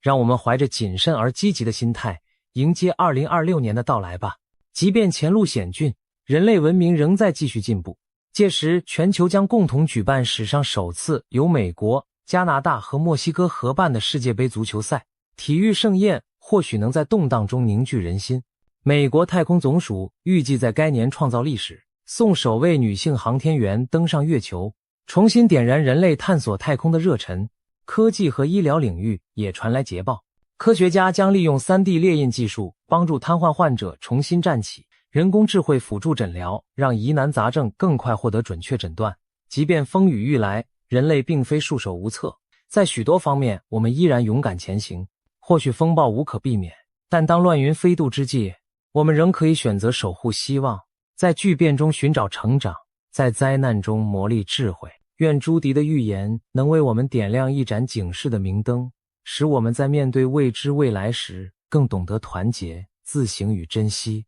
2026年会否成为人类历史上刻骨铭心的一章，只有时间能回答。而我们要做的就是珍惜当下，放眼未来，为任何可能的风浪做好准备。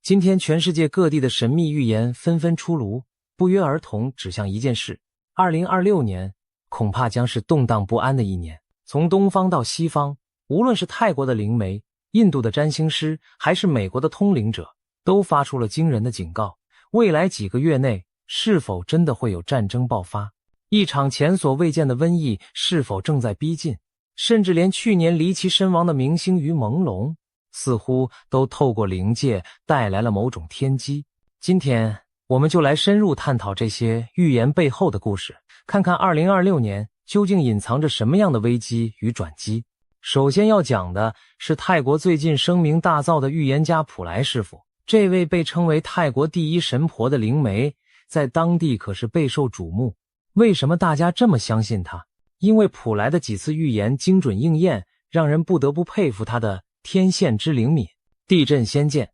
，2025年他成功预言了邻国缅甸将发生强震。果然当年3月，缅甸边境发生7级左右的大地震，与他事前的警示不谋而合。高楼倒塌，同样在去年，他曾描述过一个曼谷摩天大楼倒塌的画面。不久后，曼谷某高层建筑发生结构事故，场景与他预见的惊人吻合，洪水成真。更神的是，早在2025年初，普莱就提醒泰国人注意，年底时泰国将有一场特大水灾，地点在一个名字以泰文字母 S 开头的府。许多人当时半信半疑，结果2025年11月下旬，泰国南部真的遭遇300年一遇的大洪水，重灾区正是宋卡府 Songkhla， 泰文 S 开头。而当时新闻画面中的灾情与普莱先前描述的情境高度重合。因为有这几桩战绩打底，当普莱最近在节目受访时语气凝重地表示2026年恐怕会比2025年更凶险时，所有人都竖起了耳朵。他到底说了些什么惊人的预言呢？首先，普莱警告，今年可能会出现极端情况，也就是火灾、水灾与战争尽可能同时发生。火灾和水灾指的是剧烈的天灾，比如严重的火灾、洪水，而战争二字更是让人倒吸一口凉气。如果这3种灾难一起出现在同一时间，那将是多么混乱可怕的局面。接着，他特别提醒航空安全问题。普莱指出，2026年与飞机相关的事件都会非常惊人，恐怕会发生严重的航空意外。因此，他郑重呼吁各大航空公司务必要做好飞机的维护与安全检查。这番话令许多经常搭机出差或旅游的人心中忐忑，难道今年会有重大空难发生吗？当节目主持人追问他，今年会不会有令人震惊的新闻事件，只见普莱脸色凝重，低沉地回应了一个词：是的。现场空气仿佛瞬间凝结。他随即补充说，他无法确知那惊人事件会发生在何处，只是真心希望它不要发生，还说了一句，希望这只是我的一场梦。短短一句话，透露出他对自己所见画面的恐惧与不安。然而，让人脊背发凉的是，普莱话锋一转，提到了比战争更可怕的东西。他强调，2026年最可怕的并不是战争本身，而是一种从未见过的新东西。什么新东西能比战争还可怕？普莱随即揭晓了答案，一场前所未见的新疾病。是的，在普莱看来，今年可能出现一种全新的传染病。他形容这种病结合了古老病毒的特性和人为实验室改造的成分，具有极强的传染力和危险性。更令人不寒而栗的是，普莱明确指出，这场疾病的源头并非来自大自然，而是人为。换句话说，可能是某种人工制造或释放的病毒。听到这里，许多人马上联想到过去几年的新冠疫情，但普莱暗示这将是比新冠更可怕的未知病毒。他甚至用了从未见过的新东西这样的词汇，可见此疫病的怪异与凶险程度将超出我们的经验。面对接连抛出的沉重预言，普莱也给出了一些忠告。他提醒大家不要坐以待毙，提前做好基本的准备绝非坏事，比如准备急难救助包，储存粮食和饮用水，以备不时之需。他解释说，他并不是要引起民众恐慌，而是希望大家提早防范。这位泰国神婆强调，她自己不是算命师，也不是占星师，她只是个负责翻译讯息的人，将灵界的提醒如实传达给世人。在泰国的传统文化中，有这么一种观念，当不祥之事被提前说出，引起公众警觉后，透过人为的防范与避险，事情未必会按照原本的预言发生。普莱正是抱持着这样的信念，把他从灵界接收到的警示公开，希望人们警醒，从而减轻灾难的冲击。那么，普莱提到的那些令人心惊的预言线索，能不能找出更具体的含义呢？他在受访时还抛出一个谜题，他警告今年上半年千万不要去3个地区旅游，并只给出了3个神秘线索字母 H、J、T， 不说地名，仅给代号，这可是吊足了大家的胃口。节目一播出，网友们立刻展开了各种猜测。H 代表哪里？有人猜可能是香港 Hong Kong， 也有人联想到夏威夷 Hawaii， 两地名称英文都以 H 开头，而且都是热门旅游地。J 代表哪里？大多数人认为应该是日本 Japan， 因为日文国名 Japan 的首字母是 J， 也有人提出可能是印尼雅加达 Jakarta 的 J。 不过日本作为亚洲最常被提及的 J 开头国家，呼声最高。 T 又是指哪里？许多人都认为 T 国很可能就是台湾 Taiwan， 毕竟在华语圈的网络讨论中，经常用 C 国代表大陆， T 国暗指台湾，以避免某些敏感词。普莱的预言面向泰国及全球华人听众，他不便明讲台湾，但用 T 来点出，很可能就是要提醒台湾。这3个地点的猜测如果正确，那就非常耐人寻味了。香港、日本、台湾全部都是东亚地区的重要地名，而普莱不建议上半年去这些地方旅游，是否意味着这些地方在上半年极可能出现危险？他没有明说，但结合他之前提到的战争、航空意外等预言，不禁让人联想，会不会正是在亚洲这一带有潜在的军事冲突或灾难风险？尤其台湾是否真的可能在近期卷入战争？其实不只是普莱，放眼全球，近期各路知名预言家都释出了对2026年的警告，而且许多内容出奇的相似，仿佛世界各地不同背景的人都看到了类似的未来图景，这难免让人心惊。难道真有大事将至，连预言者们也不约而同地感应到了？先来看看欧洲的传奇预言家盲眼龙婆巴巴万加。这位已故的保加利亚女性预言家虽然在1996年离世，但她过去留下的预言中已有许多惊人命中，包括苏联解体、911事件等，因此在国际上赫赫有名。如今每当进入新年份，她的预言总会被拿出来对照，而针对2026年，龙婆的预言内容也再次浮上台面。天灾方面，巴巴万加预见2026年会发生多起毁灭性的自然灾害。他提到可能会有龙卷风、海啸或地震等极端天气事件，而且最可怕的是，这些灾难可能同时出现，甚至产生地震加火山爆发的连锁效应。这种毁灭性组合再加上其他极端气候影响，将对全球约 8% 的地区造成严重冲击。 8% 听起来好像不多，但换算一下，地球陆地的 8% 相当于整个欧洲的面积，可见灾情范围之广。世界局势方面，龙婆预言2026年将迎来非常混乱的局面，其中最令人忧心的是，他提到第3次世界大战的可能。他预警一场涉及多个世界强权的大规模战争将于2026年爆发，战火可能蔓延至多个大陆，全球政治局势将因此严重不稳，紧张升高。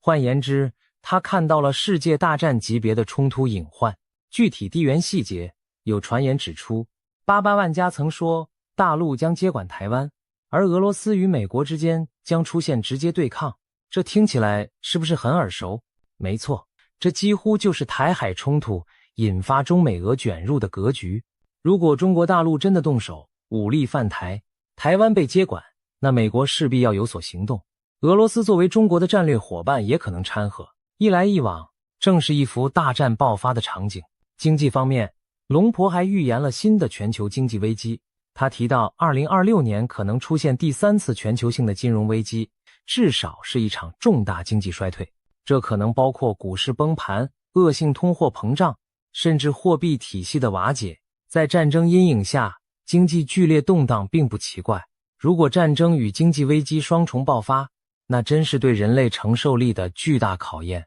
意想不到的事件。此外，88万家居然还提到人类将在2026年与外星智慧生命有首次接触。他相信2026年11月会有一艘巨大的太空船进入地球大气层，人类可能因此与未知文明取得联系。这预言听起来颇为科幻，不过也侧面反映出他眼中的2026简直是灾难与歧视并陈，连外星人都可能登场的多事之秋。龙婆的预言已经很惊悚，但巧合的是，其他预言家给出的讯息和他的某些预测不谋而合。比如法国的著名预言诗人诺查丹马斯，有研究他的学者指出，在对应2026年的诺查丹马斯诗篇中，也隐约描绘出七方势力刀兵相见的画面，世界将有多个阵营陷入残酷厮杀，其中甚至可能包括台湾所处的地缘。因此有人解读诺查丹马斯的预言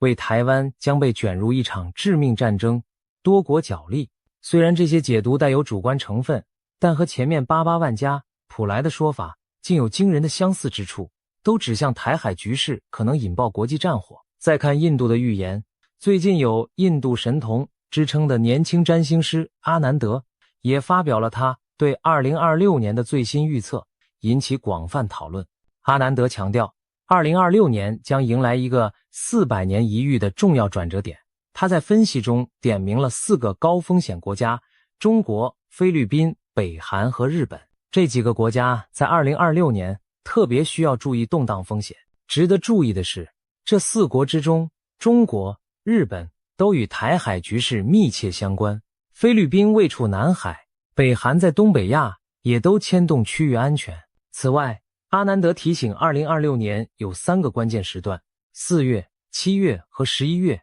可能是局势特别动荡的阶段。阿南德的预言等于给出了时间坐标：上半年末4月，下半年中7月，下半年末11月。这与普莱的提醒和其他预言家的暗示隐隐形成某种呼应。普莱说上半年要小心，阿南德特别提到4月，而稍后我们将谈到的美国预言则甚至瞄准了一个更精确的时间点。总之，在这些不同文化的预言中，2026年都被描绘成一个暗潮汹涌、危机四伏的年份。无论是天灾还是人祸，大家都在敲响警钟。聊完了东半球的预言，我们再把目光转向西方。美国这边也有一位颇具话题性的通灵预言者，他的预见更直接涉及战争与瘟疫的细节。我们说的是美国弗吉尼亚州的退休警官马蒂·布里登 Marty Breeden。 马蒂的故事很传奇，他原本是一名普通警官，据称在一次濒死经历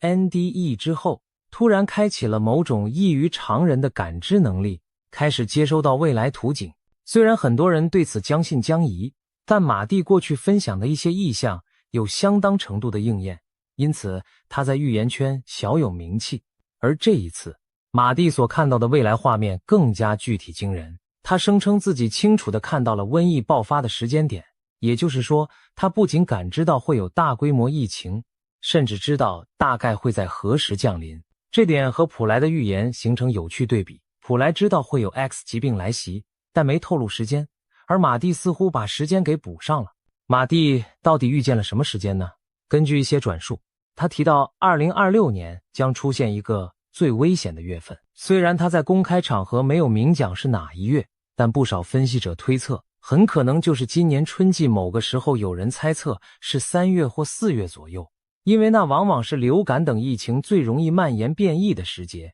而巧的是，这也落在前面阿南德提示的4月关键时段附近。如果真是如此，那么今年春天我们可能特别需要提防重大疫病的爆发。当然，马蒂的预言还不止如此，他过去在社交媒体上也曾提及一些战争与冲突的意象。有消息指出，马蒂曾暗示美国本土未来可能遭遇战争威胁，甚至本土攻击，而且全球局势会在短时间内迅速恶化。这些话没有得到官方证实，但在预言爱好者圈子里流传，引起不少讨论。如果把普莱、88万加、阿南德、马蒂这几位东西方预言家的讯息拼合起来，我们会发现一个可怕的图景。2026年前半段，世界面临着台海战端一触即发，瘟疫同步酝酿爆发的险境。战争与瘟疫这两大灾厄若同时降临，人类社会将承受前所未有的压力和混乱。而现在就有迹象显示，这一切并非空穴来风。最直接的迹象就来自目前的中国大陆。进入今年冬季以来，中国多地的流感疫情突然大幅升温，医院里人满为患。根据中共疾控中心自己公布的数据，今年的流感季是近4年来最严重的一次，感染率激增，而且许多患者症状来势汹汹，高烧不退，让人隐约觉得不同寻常。然而，更诡异的现象出现在去年11月底开始的夜空中。有报道指出，从11月下旬起，中国大陆足足有10多个省份的居民发现深夜时分天空中有大量无人机飞行。这些无人机通常在半夜3更出没，没有亮明标识，在城市上空反复盘旋，对着居民区喷洒某种无法确定的液体。这些场景被许多惊疑不安的民众用手机拍了下来，上传到网络上，引发轩然大波。试想，黑夜里，一架架无人机在头顶低空飞过，发出嗡嗡声音，然后洒下一阵阵雾状液滴，这是何等令人毛骨悚然的光景。官方没有对此做任何公告说明，因此民间流传着各种猜测。有人说，这可能是地方政府在偷偷进行防疫消毒作业，因为当时流感在各地爆发，他们或许用无人机空中喷洒消毒水或者杀菌剂，希望深夜作业不影响白天秩序。但也有人提出质疑，如果是正当的防疫消毒，为何不提前通知市民？而且中国从未大规模用无人机半夜全程消毒过，这种做法前所未闻。更让人不安的是，许多经历过无人机消毒的居民反映，在无人机喷洒之后，空气中残留一种奇怪的烧焦味，随后不少人出现了头痛、发烧、恶心等身体不适症状，而且这些症状持续了10多天，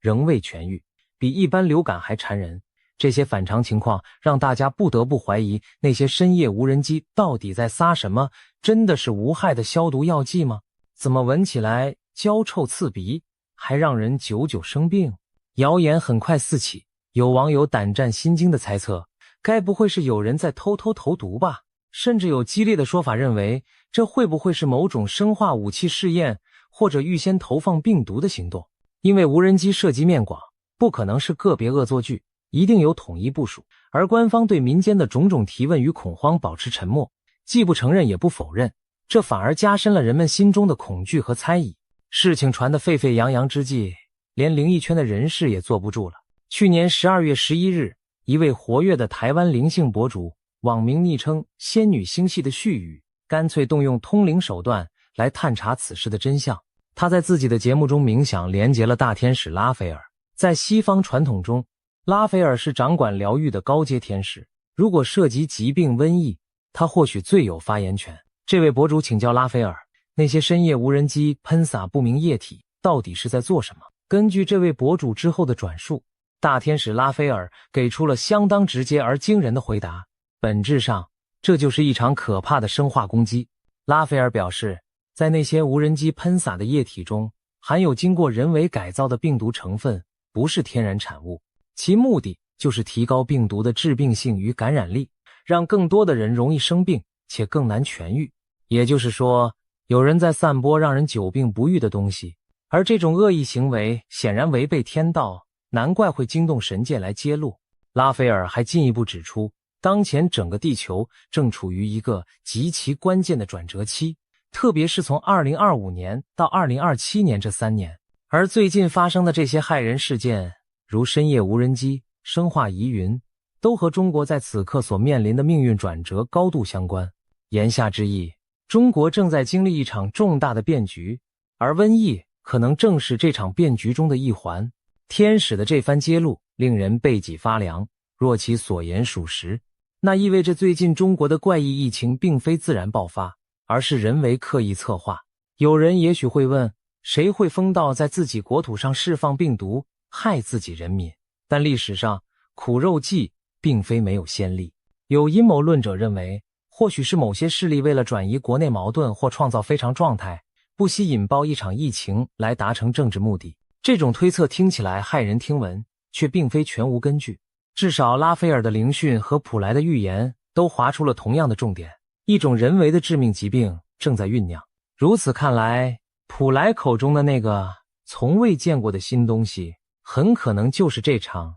人造瘟疫。而他强调2026年最可怕的不是战争，而是瘟疫。或许正是因为战争的导火索之一其实就是瘟疫。想象一下，如果在社会陷入瘟疫肆虐的混乱时，中共当局会作何反应？历史告诉我们，集权政府往往会选择对外挑起冲突，以转嫁危机。所以一旦国内问题压不住，台海局势反而更危险。对内用瘟疫控制人民，对外用战争激发民族主义，可能就是某些人的生存策略。现在我们把目光再度投向台海局势本身，毕竟我们的影片标题就直指这一点。3个月内 C 国 T 国开战。前面综合各种预言已经看到，台湾确实被多方点名为可能发生大事的地区。那么究竟有多大的概率在短期内爆发两岸军事冲突？在这方面，来自英国的预言家克雷格·汉密尔顿·帕克给出了一个极具戏剧性的剧本。帕克是当今欧美颇受瞩目的预言家之一，他曾成功预言川普当选、英国脱欧，甚至俄乌战争等，因此拥有不少粉丝。帕克在去年底，西元2025年12月30日发布了一支影片，专门预言2026年的世界走向。他开门见山地将2026称为清算之年，并且特别提到一个重要时间节点2月。帕克说2026年2月左右将是世界局势的转折点，恰巧2月17日是农历新年，届时生肖将从兔转马，进入中国传统所称的火马年。火马年在东方被视为多灾多难的年份，60年一轮回。而上一次火马年是1966年，那年中国爆发了10年浩劫的文化大革命。如今60年过去，一个甲子轮回，帕克暗示2026年火马年天下大乱，大灾大难恐将重演。具体到台海，帕克预言在台湾海峡可能会出现一起飞机或潜水艇相撞的事件，从而引发战争。这个细节非常生动，一下就让人脑补出紧张画面。也许是一架飞机在台海上空遭到击落，或是一艘潜艇在台海水域发生冲突，这将成为战争的导火索。帕克进一步说，日本也会被卷入这场冲突，这点与普莱提示的这国有难不谋而合。这国及日本很可能因同盟关系或地缘因素而介入台海战事。如果台海真的开打，帕克对后续走向的预见更加石破天惊。中国将在这场战争中遭受重创，经济崩溃。他甚至预言，中共最高领导人将因此下台，随后整个中国会分裂成许多小国，最终这些地区会像欧盟那样组成一个联盟式的新国家，实行民主制度，边界开放，人们可以自由交流贸易。一言以蔽之，帕克看到了中共政权在战争中垮台，中国政局翻天覆地的景象。这番预言可谓惊世骇俗。然而有意思的是，他和之前88万家的说法竟有某种互补印证的味道。88万家说大陆接管台湾，世界大战，全球经济衰退。帕克说中国因战争崩溃，政权更替，社会重组。两人角度不同，时间线稍有出入，但都指向台海冲突引爆东亚乃至全球大乱局，以及中国自身在劫难逃。而经济层面，帕克预言中国经济崩盘，中共垮台，88万家则预言全球金融危机，不约而同地把2026形容成旧秩序崩解之年。如果真如他们所言，那将是我们这一代人从未见过的大巨变。要知道，中国是当今世界第2大经济体，13亿人口，一旦政局巨变，其影响之深远难以想象。这也让人想到一句中国俗语，不是不报，时候未到。或许多年的因果，诸多隐伏的矛盾，都可能在2026年这个清算之年集中爆发出来。谈到这里，许多人可能心情沉重，甚至有些绝望了。难道未来只剩战争、瘟疫、崩溃与混乱吗？其实，预言中的未来并非全然漆黑一片。有些预言家同样看到了一线光明。就拿帕克本人来说，他的特色之一就是预言灾难，但也预言希望。他在描绘完那些战争与动荡后，特别强调劫难并不可怕，因为大灾之后必有大福。他相信人类将从苦难中觉醒，在巨变后迎来新的繁荣与和平契机。帕克并非唯一持这种观点的人。印度的纳迪叶解读师们，帕克提到他曾去请教的印度预言家，同样一面预见灾祸，一面为世人祈祷，希望透过人类的努力改变未来走向。泰国的普莱也是以提前预警来减轻灾难发生的可能性。这些预言背后其实隐含着一个共同信念，预言的目的不是让人坐以待毙，而是唤醒人们主动去改变命运。在讨论如何清算、救秩序、揭穿谎言这方面，有一件发生在2025年中国的离奇事件不得不提，那就是于朦胧坠楼案。这起事件既是娱乐圈的谜团，也是坊间公认的黑幕案件。令人意外的是，它也隐隐和预言界产生了联系，甚至被形容为于朦胧从灵界带来的天机。这到底怎么回事呢？先简述事件。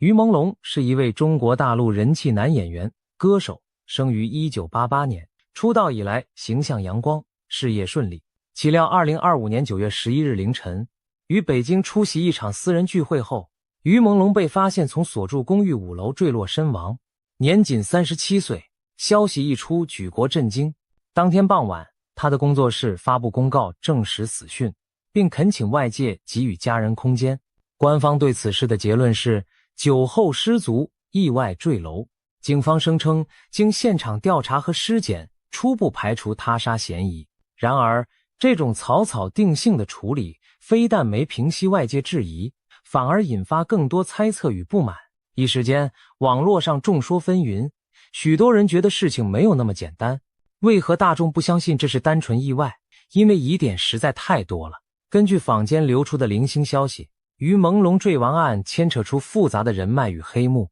神秘饭局与失联。传闻于朦胧在出事前几天被某大人物邀请参加了一个饭局，有人说那是个圈内权贵的私人派对。之后的几天，他疑似与外界失联，有传言称他在那几天遭到限制人身自由。USB 机密。网上疯传一种说法，于朦胧手上掌握了一个 USB 随身碟，里面藏有某些高层人士的惊天罪证，例如涉及洗黑钱的机密资料，他因此成为被灭口的目标。这传闻无从证实，但广为流传。暴力与他杀嫌疑。更惊悚的爆料称，于朦胧在死亡前曾遭受长达数日的软禁拷打，期间受到非人虐待。等到人不行了，对方布局制造出醉酒坠楼的假象。有匿名网友列出了所谓14大疑点，包括他的伤痕、手机遗失、现场监控缺失等等，指向这并非单纯意外。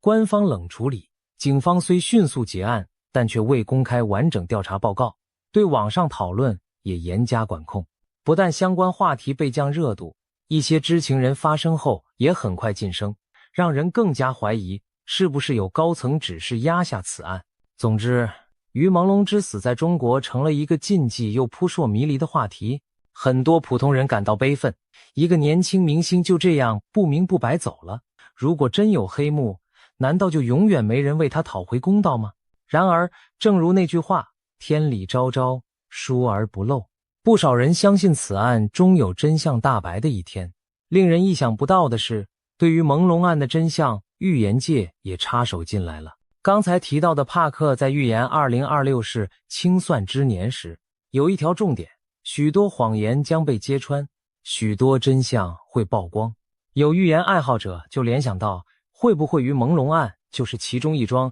要被揭穿的惊天谎言。不仅如此，前面我们说到印度最神秘的预言流派纳迪叶，恰好就有纳迪叶解读师声称，他们在古老的预言梵文叶片中看到了于朦胧事件的结局。据说纳迪叶的记载显示，在2026年3月至6月期间，朦胧案的真相将以某种另类方式浮出水面。所谓另类，或许指的不是透过官方调查，而是透过其他意想不到的渠道或爆料。如果这个预言成真，那真是峰回路转，正义昭彰。想象一下，也许会有关键证人突然现身，或是一份影像录音曝光于世，揭开幕后黑手的面目。总之，就是现在被压下去的真相，终究会在2026年上半年大白于天下。这无疑呼应了帕克的清算主题，过去的罪恶将被清算，隐藏的真相将受审判。更巧妙的是，许多人发现朦胧这两个字本意就是模糊不清，于朦胧案如今真相不明，正如它的名字一样朦胧。但如果照预言所说，几个月后真相大白，那岂不是朦胧模糊，即将告别人间，尘埃落定？这也难怪有预言视频以只剩几个月，朦胧将告别地球，人间大劫倒数为题，暗喻朦胧之物散去的时刻，就是人间大灾结束倒计时的时刻。听起来令人毛骨悚然，却也给人一丝痛快，因为至少冤死者的在天之灵也许可以瞑目，而整个人类社会也将因清算黑暗而迎来新生契机。有人大胆猜测，或许于朦胧的在天之灵也在冥冥中协助这一切。毕竟假如真有灵界，他年轻冤屈的离世，灵魂必然不甘。也许正是他透过某种灵界渠道，把关键的天机讯息传递给了世人，比如通过纳迪叶，或者通过其他通灵者来揭露自己的死因和背后黑幕。这将是于朦胧留给世人的第一条来自灵界的天机，那就是再浓的迷雾也终将散去，真相与正义终将来临。当然，以上关于朦胧案的预言性解读，目前还只是种种推测，最终会如何，还需要时间去验证。我们唯有拭目以待，看看2026年上半年是否真有爆炸性的真相公诸于世。到这里，我们盘点了许多骇人听闻的预言，有关战争的，有关瘟疫的，有关经济崩溃的，甚至还有黑幕揭露与外星接触等等。难怪有人会感叹2026年简直像末日小说般可怕。那么对于普通人来说，我们该如何面对这些预言？是陷入恐慌，还是嗤之以鼻，一笑置之？首先需要强调的是，预言并非铁板钉钉的命运宣判。正如普莱等人所说，预言的意义在于让我们提前知道可能性，从而有机会改变未来。既然灵界好心送来了这些预警讯号，我们不妨将信将疑，留个心眼，但也不必惊惶失措，自乱阵脚。对于可能的灾难，我们可以做哪些务实的准备呢？居安思危，备而不用。就像普莱建议的，准备一些紧急物资总是好的，家中备一个紧急医药包、手电筒、收音机、瓶装水和干粮等，以防万一。这在任何灾害中都用得上，哪怕最后平安无事，这点准备也不算浪费。关注国际局势，如果台海局势持续紧张，旅行计划就要审慎评估，尤其避免去可能的热点地区。如果真的出现突发情势，保持冷静，遵从官方疏散指示，对谣言要有判断，不轻信煽动，照顾好自己和家人。瘟疫方面，除了物质准备，更要注意卫生习惯和身体健康，提高免疫力，多运动，备好常用药品。当流行病有苗头时，该戴口罩就戴口罩，该减少聚集就主动配合。经过新冠疫情的洗礼，我们对这些已不陌生。财务应对，面对可能的经济动荡，个人也可提早做好打算，例如避免过度负债，适当储蓄一些应急资金，不把鸡蛋放在一个篮子里等等，以免金融风暴来时手足无措。心态上也非常重要，既不可掉以轻心，也不必过度恐惧。历史上关于末日的预言层出不穷，但人类都挺过来了。许多时候，正是因为人们提前警觉，采取了行动，才避免了最坏的情况发生。就拿冷战时期来说，不也是充满世界末日核战的预言吗？但最终大家保持克制，世界没有毁灭。我们可以将这些预言视为对未来的警示，而非绝对的宿命。回到2026年的图景，或许接下来的日子，新闻里会充斥越来越多紧张的消息，这边战机擦枪走火，那边疫情卷土重来。但我们要记得，越是乱世，越要保持理性与善良，不造谣，不信谣，不被仇恨煽动，在保护好自己的同时，也帮助周围需要帮助的人。因为最终能度过劫难的，往往是那些冷静、团结而有爱心的人类群体，让我们也怀抱一点希望。就像帕克说的，大灾之后有大福，或许2026年的种种劫难正是人类觉醒和转变的契机。黑暗过后是黎明，否极泰来，这些道理自古皆然。如果我们能挺过这几年的风雨，也许等来的将是更清明的世界局势，也许战争的阴霾散去，国与国找到新的和平共处方式，也许瘟疫让我们研发出更先进的医疗科技，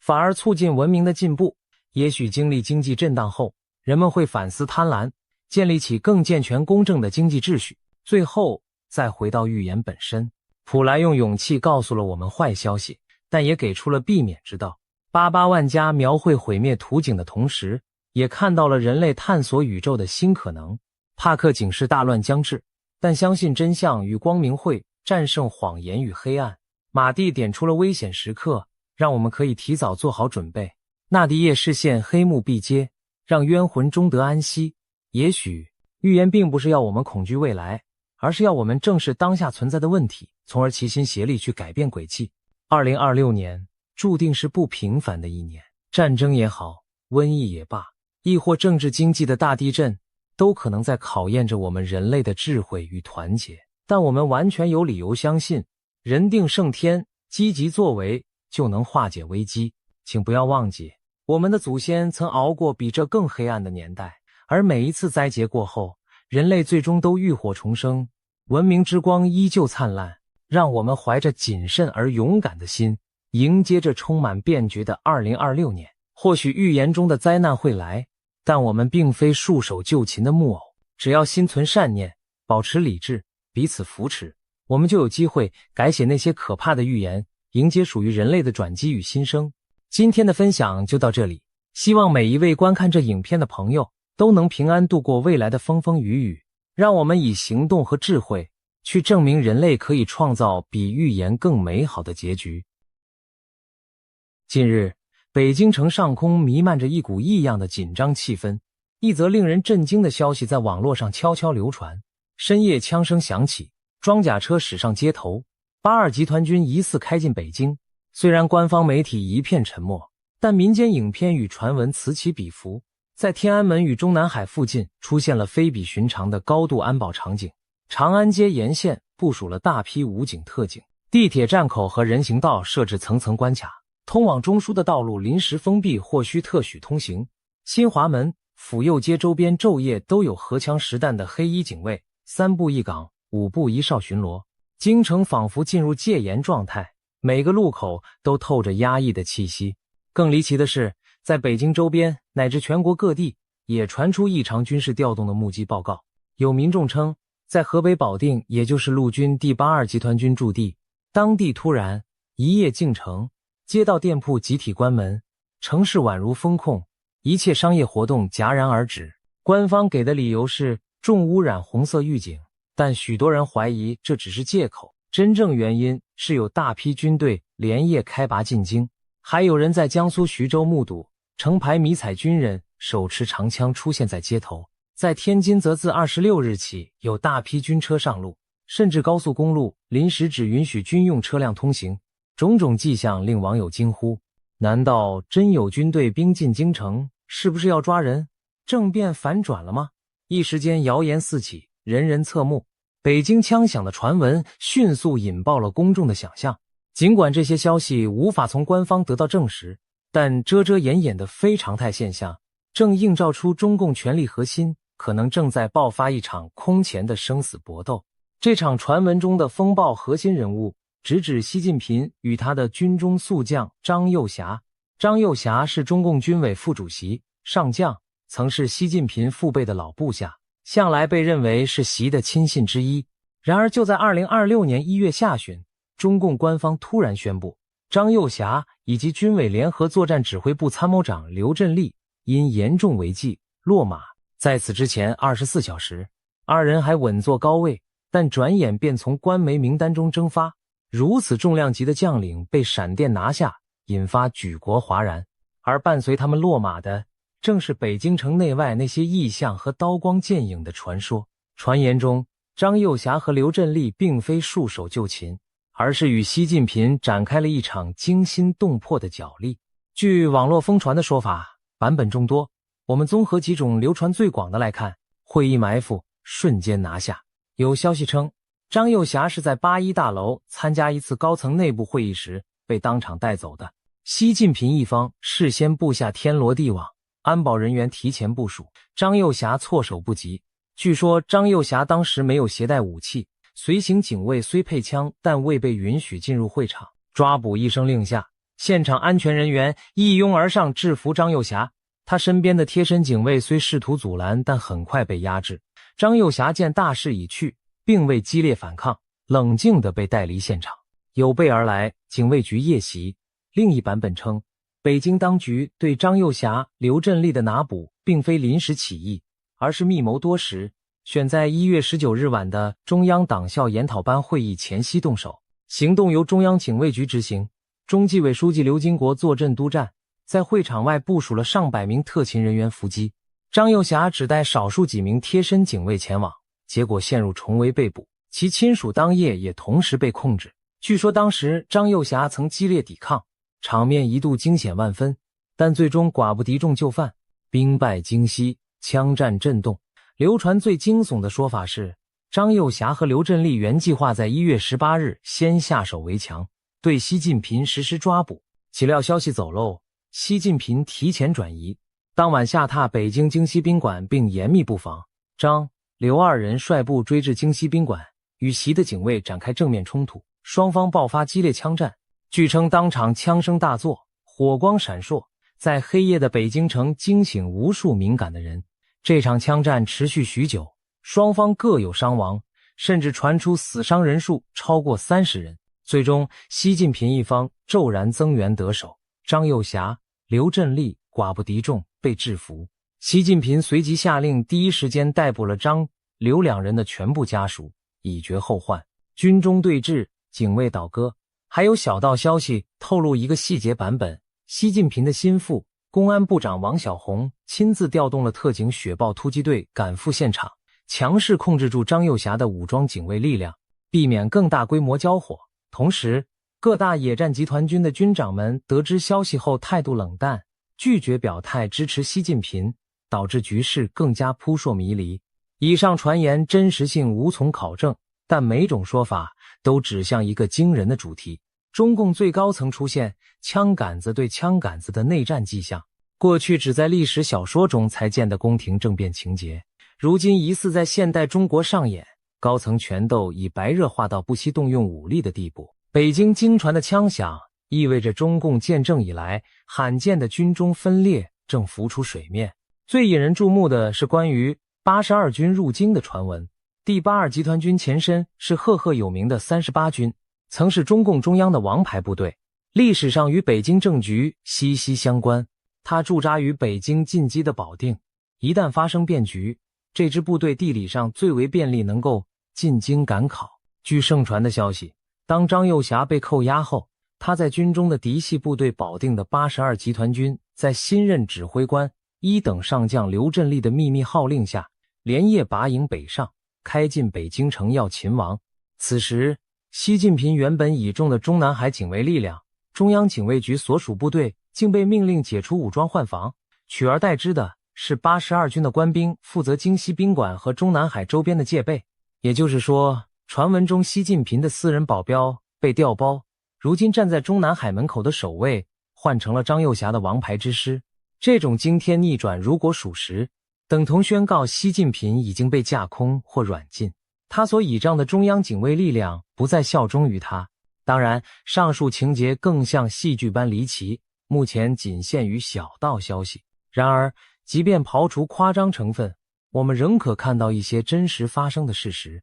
张又侠、刘振立忽遭拔除，显示习近平与军中高层确实撕破脸皮。各地军车异动，京畿戒严，表明军队内部风声鹤唳，人心不安。而官方对此讳莫如深，只在事后极简单地公告了将领落马，对种种异常只字不提。这种反常本身就耐人寻味。中南海内部的一场决斗可能已经发生，胜负或许未分，高层角力还在持续。我们不妨追问，习近平真的稳操胜券了吗？还是他仅仅暂时压下危机，其实自身亦陷入更大的危险？回顾这场惊心动魄的斗争，不禁让人想起中国历史上那些王朝末年的场景。古语云：多行不义必自毙。每当一个统治集团行将衰亡时，往往内乱四起，自相残杀。习近平自上台以来大权独揽，一再强调枪杆子里出政权，他深知掌控军队是最高权力的基石。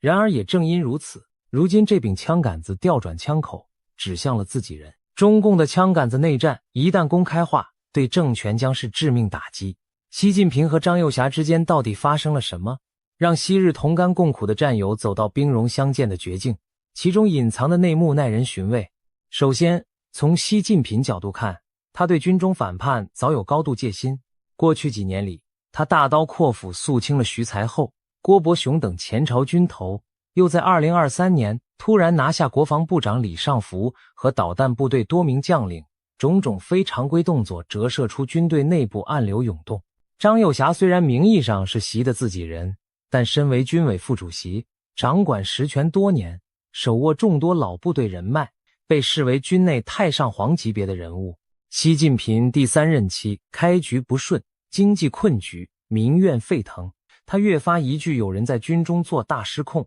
因此有分析认为，习近平在先发制人，借反腐名义除掉张又侠，彻底把持军权。正如历史上汉武帝猜忌功臣，明成祖诛杀将领，帝王往往在晚年对身边人也痛下杀手，以绝后患。然而从另一个角度看，张又侠一派未必甘当鱼肉。张又侠是开国元勋之子，军中威望素著。近年习近平对内高压统治，对外搞得国际紧张，甚至有意武统台湾，令许多老将领担心中共政权走向疯狂毁灭。在这种背景下，不排除军内有一股势力酝酿兵谏，即利用武装力量逼迫习近平交权，以避免国家走向灾难。有传张又侠本想联合几大野战集团军司令，在中央政治局民主生活会上集体向习发难，批评其个人独裁与错误决策，给习近平最后通牒。然而习近平并非善茬，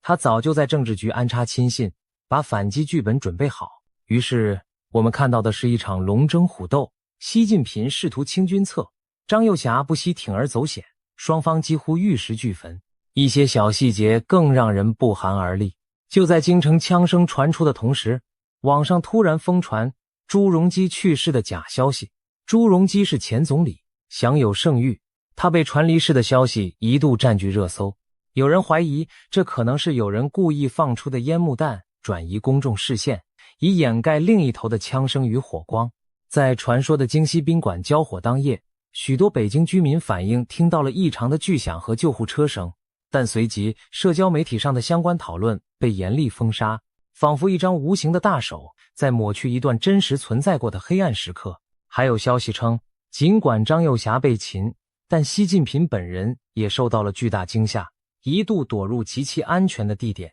消失数日，行踪成谜。政治局的后续会议气氛诡谲，据闻习近平在压倒性压力下脸色死灰，甚至签下保证不再追究某些人的降书。来自保条件之一是要保障他的夫人彭丽媛安全离开风暴中心。这种传言听来匪夷所思，但却道出了习近平阵营其实并未彻底稳住局势，反而可能在某种妥协下暂时延命。习近平大势已去的话题一时间甚嚣尘上，哪怕他仍坐在主席台上，人们也开始议论他是否成了惊弓之鸟，孤家寡人。事实上，中共历史上不是没有发生过高层权斗枪响的前例。上世纪70年代林彪出逃，80年代元老政变，2012年王立军出走美领馆，引爆薄熙来事件，每次都是山雨欲来，伴随着北京城的枪声与传闻。尤其2012年3月，北京曾传出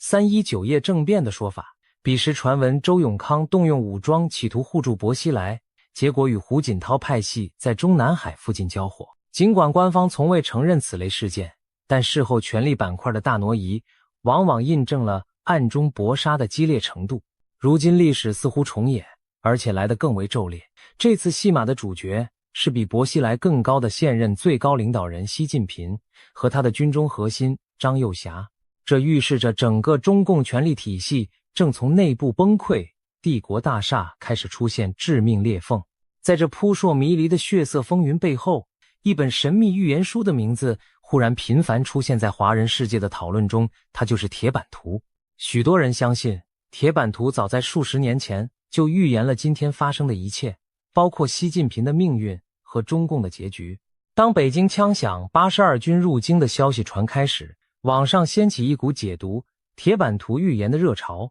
仿佛要从天机中寻找这场惊变的注脚。铁版图究竟是什么？相传它是一本中国民间流传的奇书，以多幅图画隐喻未来，被视为预言天书。关于其来历众说纷纭，但一则广为流传的故事是1951年大陆某地一个李姓家族私藏着一本发黄的线装图谱，结果其子拿去学校给同学看，消息外泄后被当地政府没收，此书从此失踪，直到中共19大。2017年时，有知情人士将铁版图的最后一幅图在网上披露，立刻引起轩然大波，因为这最后一图惊人地暗示了习近平的结局。这幅图画面非常简洁，却寓意深远。两座高山之间有一道山坳，山坳上空飞过4只黑色的鸟，它们依次成功越过山坳飞向远方。而在右侧山腰处，一只白色的羽毛鸟狠狠撞在悬崖上，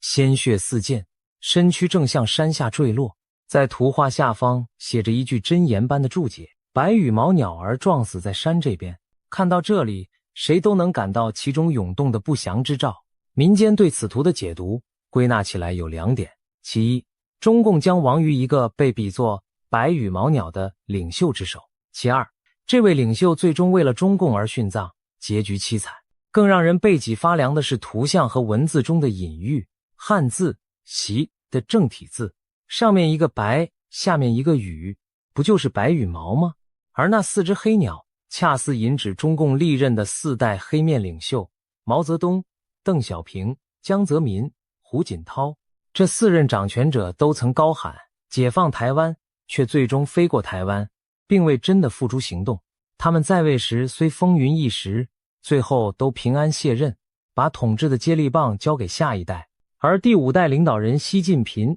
图中的白羽鸟却将撞死在山这边。许多解读一致认为，山那边象征台湾岛或更高的权力彼岸，白羽鸟想要飞越过去，却半途撞山坠落，说明它无法完成飞越的宏愿，反而招致自身毁灭。这番解读与现实对照，令人不寒而栗。习近平上台以来，被视为有史以来最享议员、武统台湾梦想的中共领袖。他频频对台湾亮剑，解放军军机军舰日常对台高压，甚至扬言不惜一战。过去毛邓江胡4代，或因内忧外患，或因国际压力，从未真正跨出征服台湾的实质一步。他们就像那4只飞过山坳的黑鸟，终其一生只是在山这边盘旋。唯独习近平雄心勃勃要展翅一飞冲天，试图跨越历史的天险。然而依铁版图的预言，他的这次振翅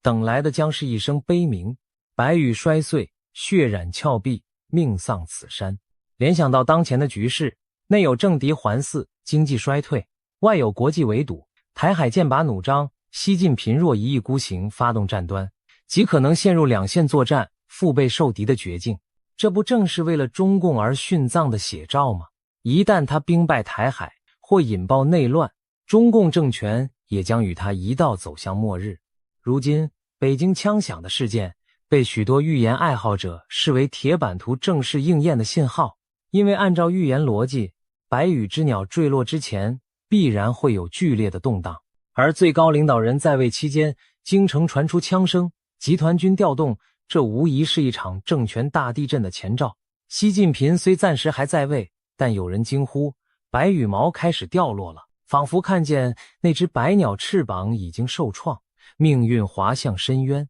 除了铁版图，中国民间和国际上关于中共气数将尽的种种预言，可谓汇集成惊人的合唱，在此刻纷纷被翻出来印证。古往今来的大预言，如同一面面镜子，映照出今日的局势。先说中国古代预言中的佼佼者推背图和刘伯温预言，这些流传百年的奇书对历朝兴衰多有应验。例如推背图第46象起，据传就在预示近代中国的变局，许多人将其中隐语对照中共的兴起与覆亡。而明朝刘伯温的烧饼歌亦有一统江山几度秋，红旗不倒30年头之类的句子被解读为预示洪朝寿命有限。在这些诗象中常出现洪朝、洪阳、天下大乱等字眼，耐人寻味的契合当前。赤马洪阳之节更是一说，按照60甲子纪年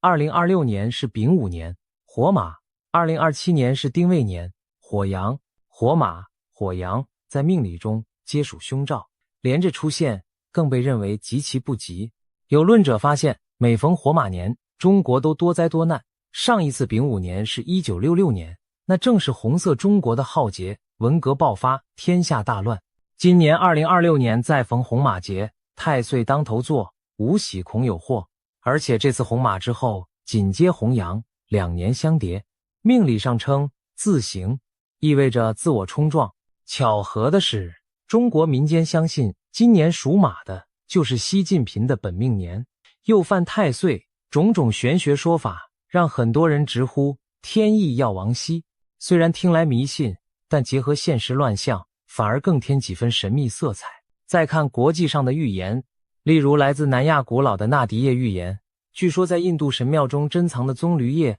刻录了无数人的命运轨迹，其中包括一位强大的东方统治者，他将在位10年有余后，因暴政招致国破，最终败亡，其国度将重获新生。许多人将此对号入座到习近平与中国身上。还有西方流传的帕克预言与一些灵媒的预示，也不约而同地提到21世纪20年代东方大国将出现巨变，甚至可能分裂动荡。一些美国的未来学家早前大胆预测中国共产党无法平安度过2020年代中叶，并言之凿凿地描述了权力真空和地方军阀割据的场景。当这些曾被嗤笑的预测如今与铁板图所示愈发吻合时，人们开始半信半疑地思考，难道真有某种宿命在冥冥中安排着剧本？除了典籍预言，一些实际发生的异象也被解读为天意的示警。其中最轰动的是贵州藏字石事件。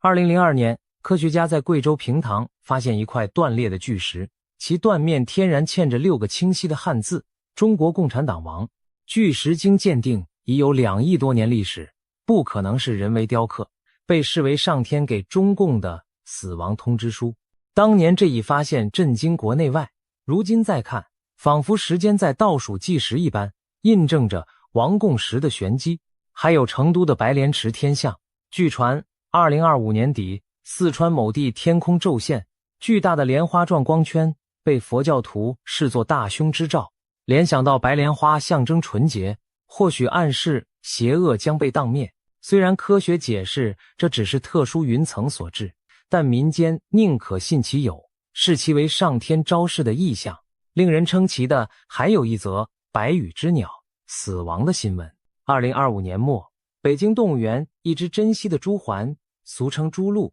羽毛洁白，寿终正寝，享年39岁，折算成人类年龄相当于150岁高龄。朱鹮是濒危物种，吉祥的象征，通体白羽，绘红冠红，被誉为东方宝石。然而此时此刻，北京的朱鹮仙逝恰巧与铁板图白羽鸟的意象不谋而合。更巧的是，网友发现这只朱鹮的乳名竟然叫平平。消息传出后，大批网友在社交平台留言：平平一路走好。字里行间似乎借悼念朱鹮，曲笔送别另一个平平。大家心知肚明，平平正是习近平的小名。如此同名同音的巧合，引发全民热议。不少评论感叹：天都看不下去了，老天都在传信号。一只白羽鸟老死在京城，人们将其视作习近平气数将尽的天象征兆。正如古代史书常记载的某某王朝末年白鸽投地而亡，这类瑞兽反常即是天下将有大变的象征。除此之外，甚至连一向被视为回避俗世的宗教人士也发出异乎寻常的声音。2025年年底，香港传出一段高僧开示影片，一位得道高僧在寺院讲法时毫不避讳地痛斥当今暴政，点名批评某领导人倒行逆施，逆天而行必有大劫，劝其悬崖勒马，现场香客哗然。因佛门向来不直接评论当政者，何况大陆红线严苛。然而这位高僧坦然表示，僧道亦怜民，佛祖亦怜民，此子若不回头，苍生将遭涂炭。此言被广泛解读为宗教界对西的公开逆谏，连和尚都站出来警告，莫非真到了天怒人怨人神共愤的地步。巧合的是，几乎同时在网络热传的一张照片显示，某地悬挂宣传标语时，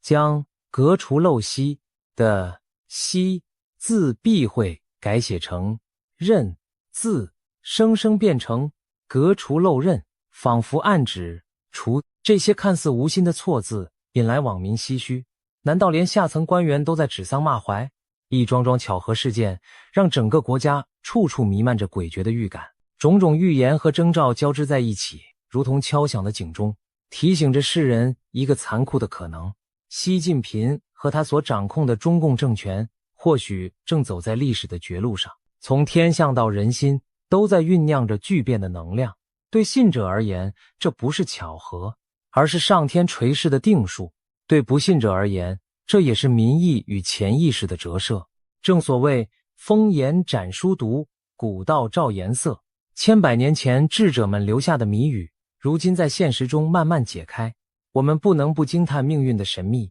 风暴将至，整个中国的未来走向也到了最关键的十字路口。如果铁板图的宿命成真，那么习近平的结局几乎无可改变，不是身败名裂，就是命丧乱局，而他苦心经营的中共集权也将随之垮塌。从眼下迹象看，习近平确实深陷前所未有的困境，内有党羽离心，军头倒戈，外有经济江河日下，民怨山呼海啸。曾经铁板一块的权力金身，如今出现裂纹甚至崩坏，这难道正是帝王末路的写照？然而历史的大戏从不缺乏变数，习近平会束手就范地走向宿命吗？还是会做最后的孤注一掷，强行扭转乾坤？目前看来，他极可能选择后者。古往今来的暴君在末路时刻往往更加疯狂孤注。前二世胡亥残民已逞，最终陈胜吴广揭竿而起，清末慈禧困兽犹斗，班虚照意图假改革为命，也未能挽救大清倾覆。习近平此刻或许也在盘算着破局之策。一方面，他可能加紧内部清洗，对真正威胁他的人斩尽杀绝，以求再稳数年江山；另一方面，他或铤而走险，对外挑起冲突，利用战争状态把国内矛盾一笔带过，同时以军管维稳之名消除异己。尤其是对台湾，如果他认定已无退路，不排除除敌之后立即挥军东南，在民族主义狂热中孤注一掷。但这正是让人最担心的剧本。预言早已警告过他，攻打台湾只会加速自己的灭亡，他若执意而为，几乎等同亲手引爆末日倒计时。另一方面，如果习近平真的在这次内斗中元气大伤，甚至被迫交权，那中国将面临70多年未有之变局。中共高层的撕裂可能导致政权失序，各地军政势力各怀心思，最坏的情况甚至出现军阀割据，天下再度分裂的乱世。一如100年前清帝退位后的北洋混战，或苏联解体时各加盟共和国独立。中国幅员辽阔，一旦中央权威崩溃，地方山头林立是可以想见的。其实不少外国研究者早已描绘过这样的画面。中共垮台后，中国可能分裂成数个自治区块，由不同政治势力掌控。传统上经济发达的沿海省份和少数民族地区都可能趁机寻求更大自主甚至独立地位，这对14亿中国人民和全世界都是巨大挑战和不确定因素。但是乱世之中也孕育着新生的契机。如果中共的专制统治结束，中国未尝没有迎来自由转型的希望。近来有观点提出，一旦习近平垮台，中国或会出现第一个临时过渡政府，甚至可能推举出100年来第一位民选领导人，带领国家重建政治秩序。听上去这很理想化，甚至令人难以置信，但别忘了30多年前苏联解体前，也很少有人真相信红色帝国会在一夜之间崩溃，并诞生出民选总统叶利钦。然而历史就是如此奇诡，当巨轮沉没时，漂浮的木板上也许就站起了一个全新的舵手。中国近代史上，辛亥革命推翻帝制，声名初醒，内战后虽现集权，民间对民主憧憬却未灭火种。如果中共解体，那些流亡海外的民主人士，国内被压制的知识精英，或许能乘势而起，开启新的政治篇章。对此，许多预言也有隐约暗示。在赤龙红色中国倒下后，救世真主将出，带领东方走向和平繁荣。尽管这些话语带有宗教色彩，但对渴望改变的人们而言，不失为黑暗中的一束光明。回到眼前，我们正站在历史的关口，翘首以待。2026年开年不到月余，华夏大地已经风雷激荡。北京的枪声是真实枪弹，还是权力斗争的隐喻之响，已经不那么重要。重要的是，它敲碎了恐惧的寂静，让世人看清高墙内部也在颤抖崩裂。习近平能否逃脱悲惨宿命？从目前迹象看，他自己正一步步走进那张早已绘制好的铁板之图。除非他幡然醒悟，主动改弦更张，结束独裁，还权于民，否则等待他的很可能是历史无情的惩罚。然而，人算不如天算，天意难违。也许我们正见证着一场大戏的开端。一位白羽之王力挽狂澜，却终究改变不了大厦将倾。一个延续70多年的集权体制，在内外交困中迎来土崩瓦解。当枪声再次响起，也许就是落幕时分。而不论结局如何，对普通中国人而言，真正的新篇章才将开始，那将是一个充满阵痛却蕴含希望的未来。历史的巨轮滚滚向前，没有任何暴政能永远阻挡黎明的到来。正如古人所云，沉舟侧畔千帆过，病树前头万木春。或许只有经过这场宿命的激荡，中华大地才能迎来浴火重生的新晨光。现在我们屏息等待着，等待命运揭晓着最后的答案。